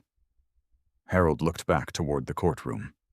But eventually, it arrives. The courthouse felt different once the hearing ended. No reporters waited outside. No cameras crowded the steps. Only attorneys moved quietly between courtrooms carrying files that would shape other people's lives before lunch. Larry Torres and Daniel Harper walked toward the parking garage without speaking. The elevator doors closed behind them. Only after they reached Daniel's car did Larry finally ask, "Do you think the judge has already decided?" Daniel started the engine but didn't pull away. "I think she already knows what the evidence says. And the prosecutor." Daniel shrugged slightly. "That's a separate matter. They'll determine whether anyone knowingly submitted inaccurate documents." Larry looked through the windshield. "I never wanted that." "I know." Daniel rested both hands on the steering wheel. "But once the court sees potential irregularities, it doesn't simply ignore them." Larry nodded. He understood. Some events gained their own momentum. This was no longer only about a marriage. It had become a matter of official records. Across town, Rebecca Sloan sat alone in her office, reviewing the hearing transcript notes she had dictated immediately after leaving court. She rarely replayed a case in her head. Today she couldn't stop. Every major assumption had collapsed. Not because Daniel Harper had out-argued her, because the documents existed long before either attorney became involved. She picked up the certified trust agreement once again. Everything had been there, recorded, signed, verified. Every question she had expected to ask had already been answered years earlier. Her phone rang. The caller identification displayed Ohio Division of Real Estate. Rebecca answered. "This is Rebecca Sloan." A calm voice introduced himself. "My name is Richard Hayes. I'm an investigator with the division." Rebecca immediately understood. "This concerns Vanessa Reynolds." "Partly. We're conducting a preliminary administrative review." Rebecca chose her words carefully. "I represent Mrs. Torres." "I'm aware." "We're simply confirming the sequence of events." Richard asked only factual questions. When was the property listed? When did the title company suspend the transaction? When did your office first receive notice of the trust? Rebecca answered honestly. She had no reason not to. The investigator thanked her politely before ending the call. Rebecca leaned back in her chair. Administrative investigations weren't criminal proceedings, but they could still end careers. She felt no satisfaction, only disappointment. Not because mistakes had been made. Mistakes happened. Because so many of them could have been avoided by asking better questions before making confident claims. Meanwhile, Vanessa Reynolds sat across from her managing broker inside Reynolds Premier Realty. Thomas Reynolds, the firm's founder, closed the property file slowly. "You've sold homes for 12 years. "Yes." "You've handled trust-owned property before." "A few." He nodded. "So explain something to me." Vanessa lowered her eyes. "I'm listening." "Why wasn't ownership verified before photography marketing and showings?" Vanessa answered truthfully. "I relied on the seller's representations." Thomas remained silent. She continued. "And because the divorce hadn't been filed yet. I assumed everything would be clarified during closing." Thomas folded his hands. "Real estate doesn't operate on assumptions." "I know. You know that now?" Vanessa nodded. The disappointment in his voice hurt more than anger would have. He slid the listing agreement across the desk. "For now, the listing remains terminated." Vanessa quietly accepted the document. "I'm sorry." Thomas looked at her for a long moment. "I believe you are. But apologies don't repair public records." At nearly the same hour, Larry received an unexpected phone call. The caller ID displayed Harold Bennett. Larry answered immediately. "Morning, Harold. I hope I'm not interrupting." "Not at all." The old contractor laughed softly. "I've been thinking." Dangerous habit? Larry smiled. I've heard. Harold's tone became more serious. You know what impressed me yesterday?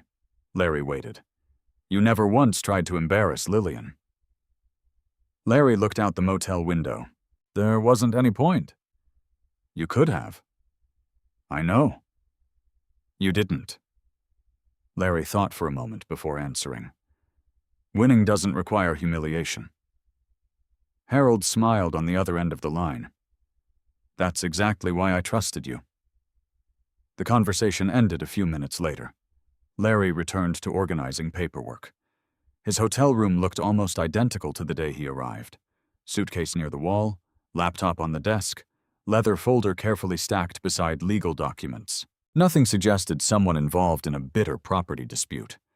Everything remained orderly. His phone buzzed again. This time it was Daniel. The court issued a scheduling notice. Larry answered calmly. When? The final temporary orders will be released tomorrow morning. And the divorce. That continues later. Larry nodded. So tomorrow decides the house. Exactly. Daniel paused. I've also received something else. What? A letter from opposing counsel. Larry waited. They're withdrawing several claims. Larry wasn't surprised. Which ones? The allegation that you voluntarily abandoned the residence. And the request that the court recognize the property as jointly owned. Larry remained silent. Daniel continued. They're no longer contesting ownership. The words settled quietly between them. For weeks, ownership had been the center of every argument. Now it wasn't even disputed, only because evidence had finally reached everyone involved.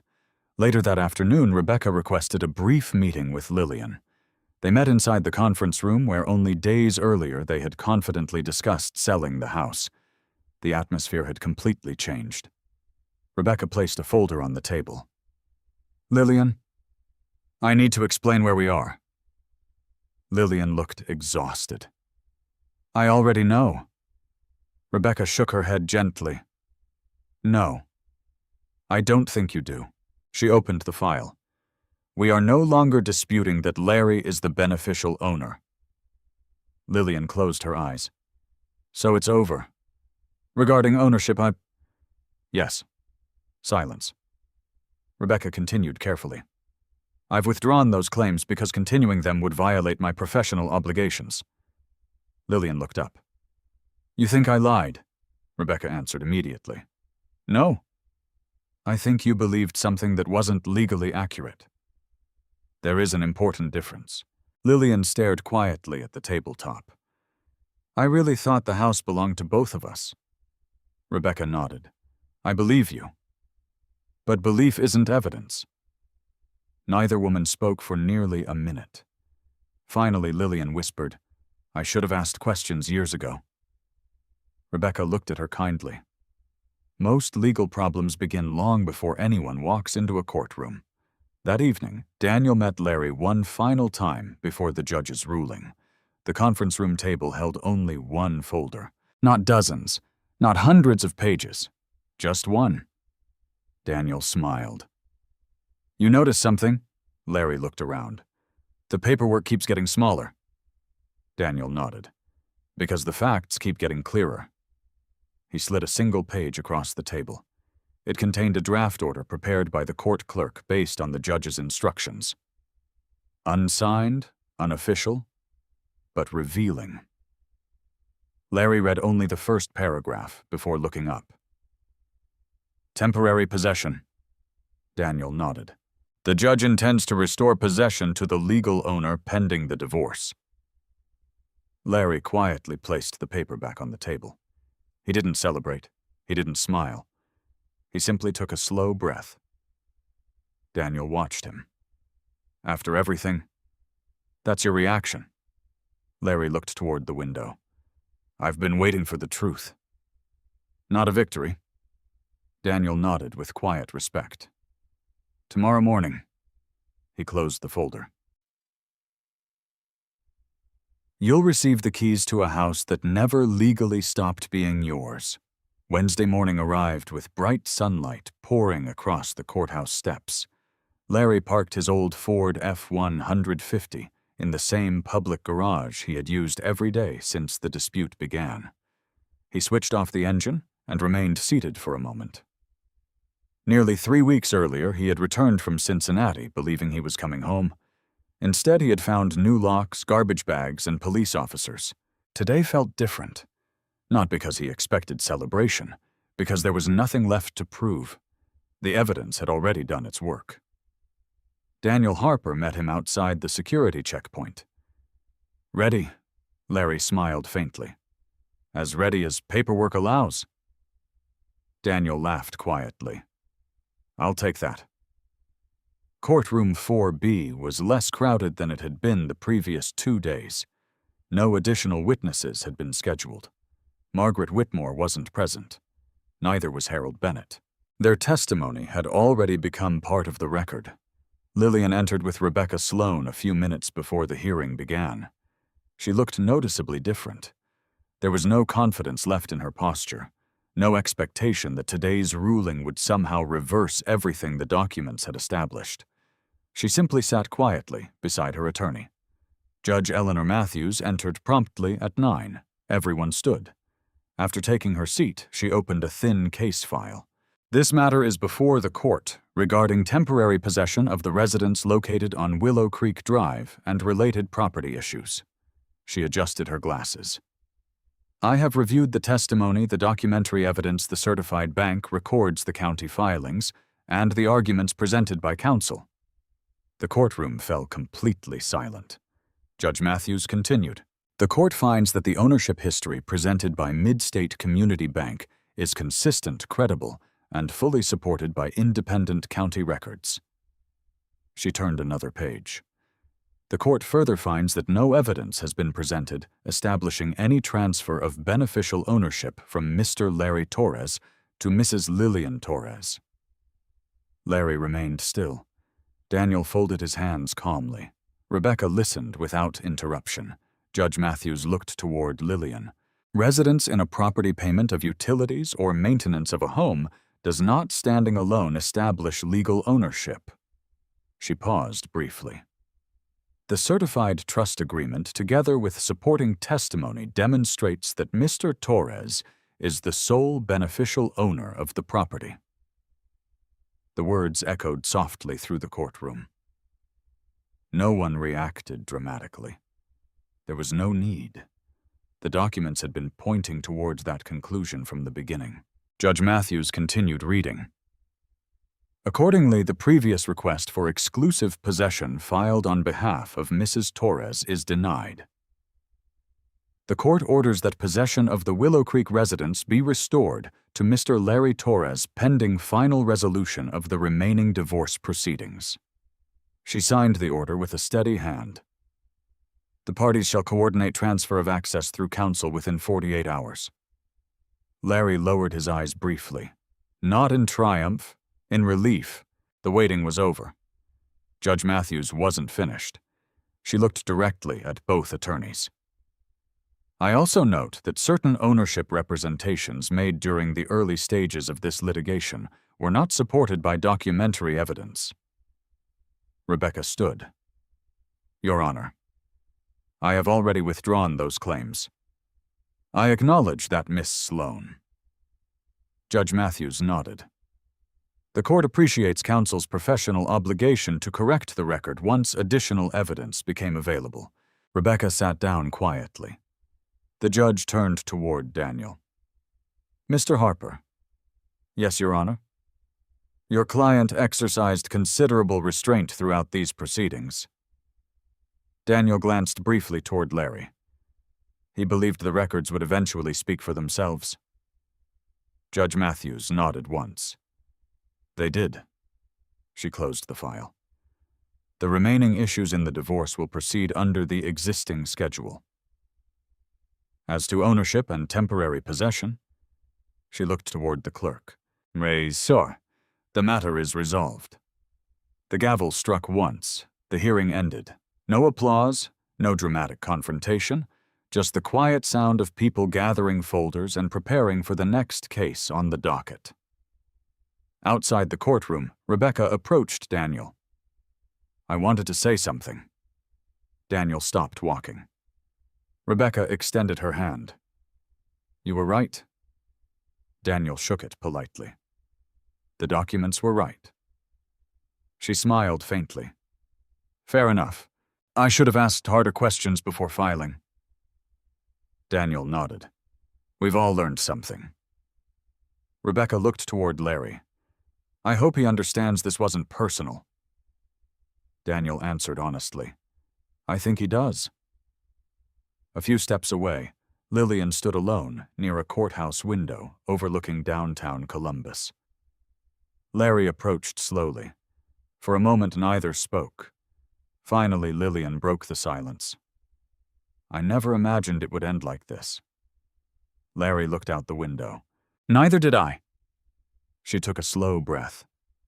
"I thought—" She stopped herself. "I know." Larry's voice remained calm. "You thought the house belonged to both of us." She nodded. "I really believed that." Larry looked at her for several seconds. "I believe you—" Tears filled her eyes. "I should have listened when you tried to explain the paperwork." Larry answered gently. "I wasn't trying to win an argument. I was trying to share responsibility." She lowered her head. "I'm sorry." Larry accepted the words without hesitation. "Thank you." Neither of them said anything more. Some conversations became smaller once the truth arrived. This was one of them. Later that afternoon, Daniel met Larry at the Willow Creek property. A locksmith hired through the court waited beside a service van. He held a clipboard. "Mr. Torres." "Yes." "I've been authorized to restore access." Larry signed the paperwork. The locksmith removed the temporary cylinders one by one. Within 30 minutes, new locks had been installed. He handed Larry a small envelope. 3 keys. Garage remote has been reprogrammed. Front keypad reset. Larry thanked him. When the van pulled away, the house stood quietly before him. The maple trees swayed gently in the afternoon breeze. The front porch looked exactly as it had weeks earlier, only now everything felt strangely unfamiliar. He walked to the front door. The new key slid smoothly into the lock. One soft click. The door opened. Cool air drifted from inside. Larry stepped into the foyer. Silence greeted him. The furniture remained exactly where he remembered. The family photographs had mostly disappeared from the walls. Several decorative shelves stood empty. The house felt less abandoned than interrupted. He slowly walked through the living room, the kitchen, the dining room. Nothing dramatic, just rooms that had witnessed too many quiet misunderstandings. As he entered the study near the back of the house, something caught his attention. A single cardboard box rested beneath the window. Unlike everything else, it hadn't been moved. Dust covered the lid. Larry knelt beside it. Written across the top in black marker were 4 simple words. House Plans, 2017. He lifted the lid carefully. Inside lay rolled architectural drawings, old renovation sketches, receipts, maintenance notes written in his own handwriting, and beneath them all, a worn blue notebook. Larry recognized it immediately. It was the notebook he had carried during the first months after Harold Bennett entrusted him with protecting the property. Every repair, every expense, every promise he had made to himself. Recorded page by page. He slowly opened the cover. The first sentence stared back at him. "If this house ever becomes mine, I hope I never forget why." Larry closed the notebook gently. Some victories weren't measured by what you gained. Sometimes they were measured by what you managed not to lose. Outside, the afternoon sun settled across the front porch. Inside, the house was finally quiet again. But Larry had the feeling that the little blue notebook was about to remind him of a part of his own past he hadn't revisited in years. Larry carried the worn blue notebook into the kitchen and set it on the same oak table where it had once shared space with unopened bank envelopes, repair invoices, and weekend grocery lists. The house was silent. Not the uncomfortable silence that follows an argument. A different kind. The kind that settles over a place after months of uncertainty finally come to an end. He made himself a cup of coffee before opening the notebook again. The first page was dated 9 years earlier. April 22nd. His handwriting looked firmer then. Every line had been written with a carpenter's precision. Repair front porch before winter. Replace damaged gutters. Inspect basement drainage after heavy rain. Keep every receipt. Honor every promise. Larry smiled faintly. He remembered writing those words after leaving Harold Bennett's kitchen the day the trust agreement had been signed. At the time, the house had never felt like an investment. It had felt like a responsibility. He turned another page. Each month contained similar notes.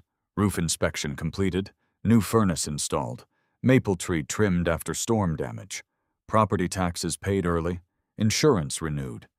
Nothing in the notebook spoke about profit. Nothing mentioned market value. Every page focused on preserving a home that had meant everything to one man, and eventually to Larry himself. Near the middle of the notebook, a folded photograph slipped onto the table. Larry picked it up. It showed Harold standing beside the freshly repaired front porch, holding 2 cups of coffee while smiling at the camera. Larry remembered that morning immediately. Harold had insisted they celebrate the finished repairs. "You know," Harold had said, "most people think ownership starts with paperwork." Larry had laughed. "And it starts with showing up when the roof leaks." Larry looked at the photograph for several moments before placing it carefully back inside the notebook. He spent the rest of the afternoon walking through every room of the house. The living room still smelled faintly of fresh paint. The guest bedroom remained untouched. In the garage, he found shelves that had been reorganized, but every tool still sat where he had left it years earlier. He picked up an old hammer. The wooden handle fit perfectly into his hand. Some things never forgot their owner. Outside the backyard looked neglected. Several flower beds had dried out. The vegetable garden Harold had encouraged him to build had nearly disappeared beneath weeds. Larry rolled up his sleeves. Without thinking about it, he began pulling weeds one handful at a time. A passing neighbor slowed while walking her dog. Mrs. Jenkins lived 3 houses away. She hesitated before approaching the fence. "Larry." He looked up and smiled. "Afternoon." She looked embarrassed. "I wasn't sure if I should stop." "You already have." She laughed nervously. "I suppose I have." There was an awkward silence. Finally, she sighed. "I owe you an apology." Larry leaned on the rake. "For what?" "I watched everything. The police. The moving bags. The rumors." She looked down. "I believed them." Larry answered honestly. "Most people did. I should have asked. You didn't know the facts." Mrs. Jenkins shook her head. "I never asked because everyone else seemed so certain." Larry smiled gently. "Certainty spreads faster than truth." She nodded slowly. "I'm sorry." Larry accepted the apology with a simple nod. "Thank you." Nothing more needed to be said. As she continued down the sidewalk, another neighbor waved from across the street. Then another. Not because Larry had suddenly become important, because people finally understood how easily appearances could mislead them. The following morning, Larry drove to the local hardware store. He bought paint, garden soil, replacement hinges for the back gate, a new mailbox to replace the one Lillian had installed. The cashier looked at the total. "Working on a renovation," Larry smiled. "Just finishing one I started years ago." Over the next several days, he repaired the house himself. He repainted the porch railing, adjusted the kitchen cabinet doors, resealed the driveway cracks before another rainstorm arrived. Neighbors occasionally stopped to talk. Some offered help. Others simply watched. Larry accepted neither praise nor sympathy. He preferred the sound of a paintbrush against wood to conversations about courtrooms. On Friday afternoon, Daniel Harper stopped by unexpectedly. He carried no briefcase, only 2 cups of coffee. "I thought you might be outside." Larry smiled. "You know me well." Daniel looked around the property. "It already looks different." "It just needed attention." Daniel handed him a coffee. "I have some news." Larry waited. The prosecutor completed an initial review. "And they've decided not to pursue criminal charges." Larry nodded quietly. Daniel continued. "They determined there wasn't enough evidence that anyone intentionally attempted fraud." Larry took a slow sip of coffee. "I expected that." Daniel looked at him. Disappointed. "No." Relieved. Daniel smiled. "I thought you might say that." Larry looked towards the front yard where fresh mulch now surrounded the maple trees. "I never wanted anyone punished. I just wanted the truth recognized." Daniel leaned against the porch railing. "It was." After a few moments, he reached into his jacket pocket. "I almost forgot." He handed Larry a small envelope. Inside was a cashier's check. Larry frowned. "What's this?" "The court ordered reimbursement of your temporary housing costs while you were wrongfully excluded from the property." Larry looked at the amount. It covered every hotel bill, every parking receipt, even the locksmith's invoice. Daniel laughed softly. "I had a feeling you'd check the math." Larry folded the check. "I always do." Daniel smiled. "That's one of your better habits." Later that evening, Larry drove to the assisted living community where Harold Bennett lived. Harold sat on the patio watching the sunset. "You've been busy." Larry handed him a small paper bag. "I brought your favorite apple fritters." Harold grinned. "Now I know you won your case." Larry laughed. They sat quietly for several minutes. Finally, Harold asked, "So, does the house feel different?" Larry thought carefully before answering. "No." Harold raised an eyebrow. "No. The house feels exactly the same." Larry looked toward the horizon. "I'm the one who's different." Harold smiled knowingly. "That's usually how it works." Larry nodded. "I kept thinking the court gave me my home back. And it didn't. I never actually lost it." Harold rested both hands on his cane. "You finally understand." "What?" "A house can belong to you on paper. A home belongs to you because of what you've invested in it." Larry smiled. "I think that's why I never wanted to sell." Harold nodded. "I know." On the drive home, Larry passed a row of newly constructed luxury homes, large stone entrances, perfect landscaping, expensive cars parked in wide driveways. Months earlier, he might have compared them to his own house. Now he didn't. He understood something he hadn't fully appreciated before. Value and price were rarely the same thing. When he pulled into Willow Creek Drive, the porch light automatically illuminated the walkway. He climbed the steps slowly, unlocked the front door, stepped inside. The house smelled faintly of fresh paint and brewed coffee. For the first time in months, it no longer felt like a property at the center of a legal dispute. It simply felt like home. As Larry placed the blue notebook back inside the dining room cabinet, he noticed something tucked behind it. A sealed envelope in Harold Bennett's handwriting. Across the front, only 6 words had been written. "For the day you understand." Larry looked at the unopened envelope for several long seconds. Then he smiled. Whatever Harold had written could wait until tomorrow.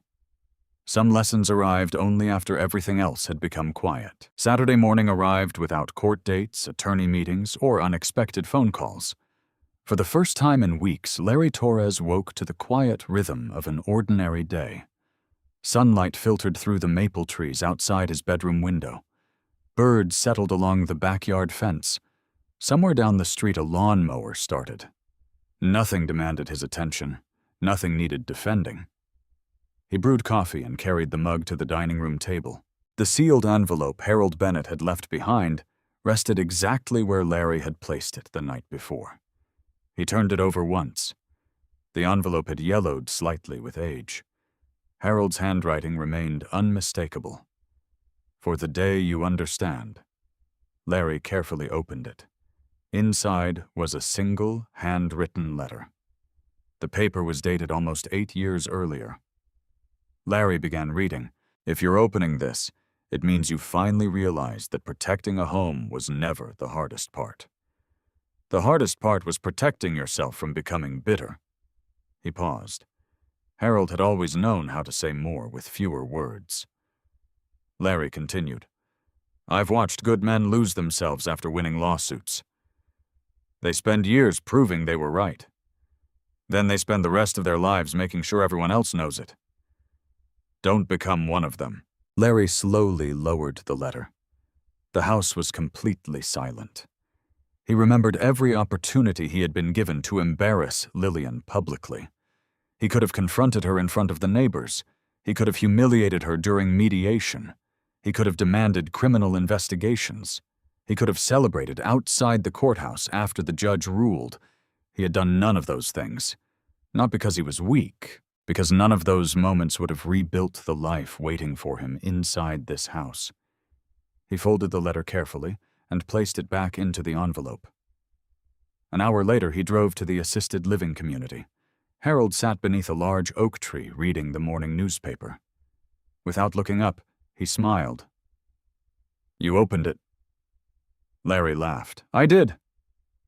"And you wrote it years before any of this happened." Harold folded the newspaper. "I didn't write it because of your divorce. I wrote it because I knew life eventually tests every good decision." Larry sat beside him. "I almost let anger make my choices." Harold looked at him. "But it didn't." "No." "Why?"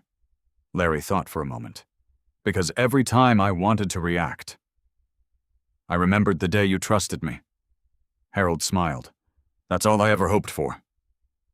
They spent the next hour talking about ordinary things: baseball, weather, the vegetable garden Larry planned to rebuild. Not once did they discuss the lawsuit again. It no longer deserved that much space in either man's life. 2 weeks later, Larry met with Margaret Whitmore at Midstate Community Bank. They sat in the same conference room where the entire legal battle had quietly begun. Margaret closed the final trust administration file. "Everything is complete." Larry nodded. "So the trust officially ends today?" "It does." She slid the last document across the table. "The property now transfers entirely into your direct ownership." Larry signed where indicated. Margaret notarized the document. Then she smiled. "I've administered hundreds of trusts. Very few ended this gracefully." Larry looked at her. "I had good teachers." She understood exactly who he meant. Before he left, Margaret asked one final question. "What will you do now?" Larry looked out the conference room window toward downtown Columbus. "I've been thinking about Harold. And he shouldn't have needed someone like me." Margaret remained silent. Larry continued. "There are probably other homeowners who only need a little time. A little guidance. A little dignity." Margaret smiled. "I think I know where this conversation is going." Several months later, the Willow Creek Community Foundation announced the creation of the Bennett Housing Assistance Trust. The fund offered temporary financial assistance and legal guidance to elderly homeowners facing foreclosure, helping them avoid predatory investors while exploring responsible long-term solutions. Larry insisted on only one condition. No building would bear his name, no newspaper interviews, no photographs. If people wanted to support the program, they could. If they never learned who started it, that was fine too. Harold attended the dedication ceremony in a wheelchair. As the ribbon was cut, he quietly leaned toward Larry. "You ignored my only piece of advice?" Larry looked confused. "I did," Harold chuckled. "I told you not to become famous." Larry laughed. "I don't think anyone knows who I am." Harold nodded toward the small crowd. "Exactly." Across the neighborhood, life gradually returned to normal. Children rode bicycles along Willow Creek Drive. Families walked dogs after dinner. The house no longer attracted curious glances. It simply became another home on the street again. Mrs. Jenkins occasionally stopped by with homemade cookies. The Johnson family borrowed Larry's ladder every spring. Neighbors waved as they passed. Not because they pitied him, not because they admired him, because they finally knew him. One autumn afternoon, nearly 6 months after the court ruling, Larry finished planting new flowers beneath the front porch. He stepped back and looked at the house. Fresh paint, healthy maple trees, a rebuilt vegetable garden. Nothing extravagant, just cared for. His phone buzzed. A message from Daniel Harper appeared. "Harold wanted me to remind you." Larry smiled before opening the rest. Locks only protect houses. The people inside decide whether it becomes a home. Larry looked toward the front door. He thought about the afternoon when the keypad had flashed "access denied." Back then it had felt as though everything important had been taken from him. Now he understood something different. A changed lock had never changed the truth. The paperwork had simply needed time to catch up with reality. He walked onto the porch, unlocked the front door, stepped inside. Before closing it, he looked once more at the quiet street where neighbors greeted one another. Children laughed, and ordinary life continued without noticing how extraordinary simple honesty could be. He gently turned the deadbolt, not because he feared someone would take the house again, but because after everything that had happened, peace finally lived inside those walls. The soft click of the lock echoed through the hallway. This time it sounded like home. Life has a quiet way of revealing who people truly are when comfort disappears. Larry never won because he argued louder or reacted faster. He won because he stayed patient long enough for the truth to be discovered. The locks on the door changed, overnight opinions formed within minutes, and assumptions spread through an entire neighborhood. But none of those things altered the facts. Real strength often looks ordinary, and real confidence rarely needs an audience. Most of us will eventually face moments when we're misunderstood, underestimated, or judged by appearances instead of reality. In those moments, it's tempting to fight every accusation immediately. Yet this story reminds us that preparation, integrity, and documented truth often carry far more weight than emotional reactions. Character is built long before it's tested, and when the test finally comes, it's our habits, not our anger, that usually determine the outcome. If Larry's story resonated with you, I'd love to hear from you. Have you ever been judged unfairly or watched someone underestimate you because of appearances? Share your experience in the comments. And don't forget to tell us your country and your local time. I always enjoy seeing where everyone is watching from around the world. If you enjoyed this story, subscribe to the channel and join us again tomorrow for another original story about quiet resilience, unexpected twists, and the kind of truth that always finds its way to the surface.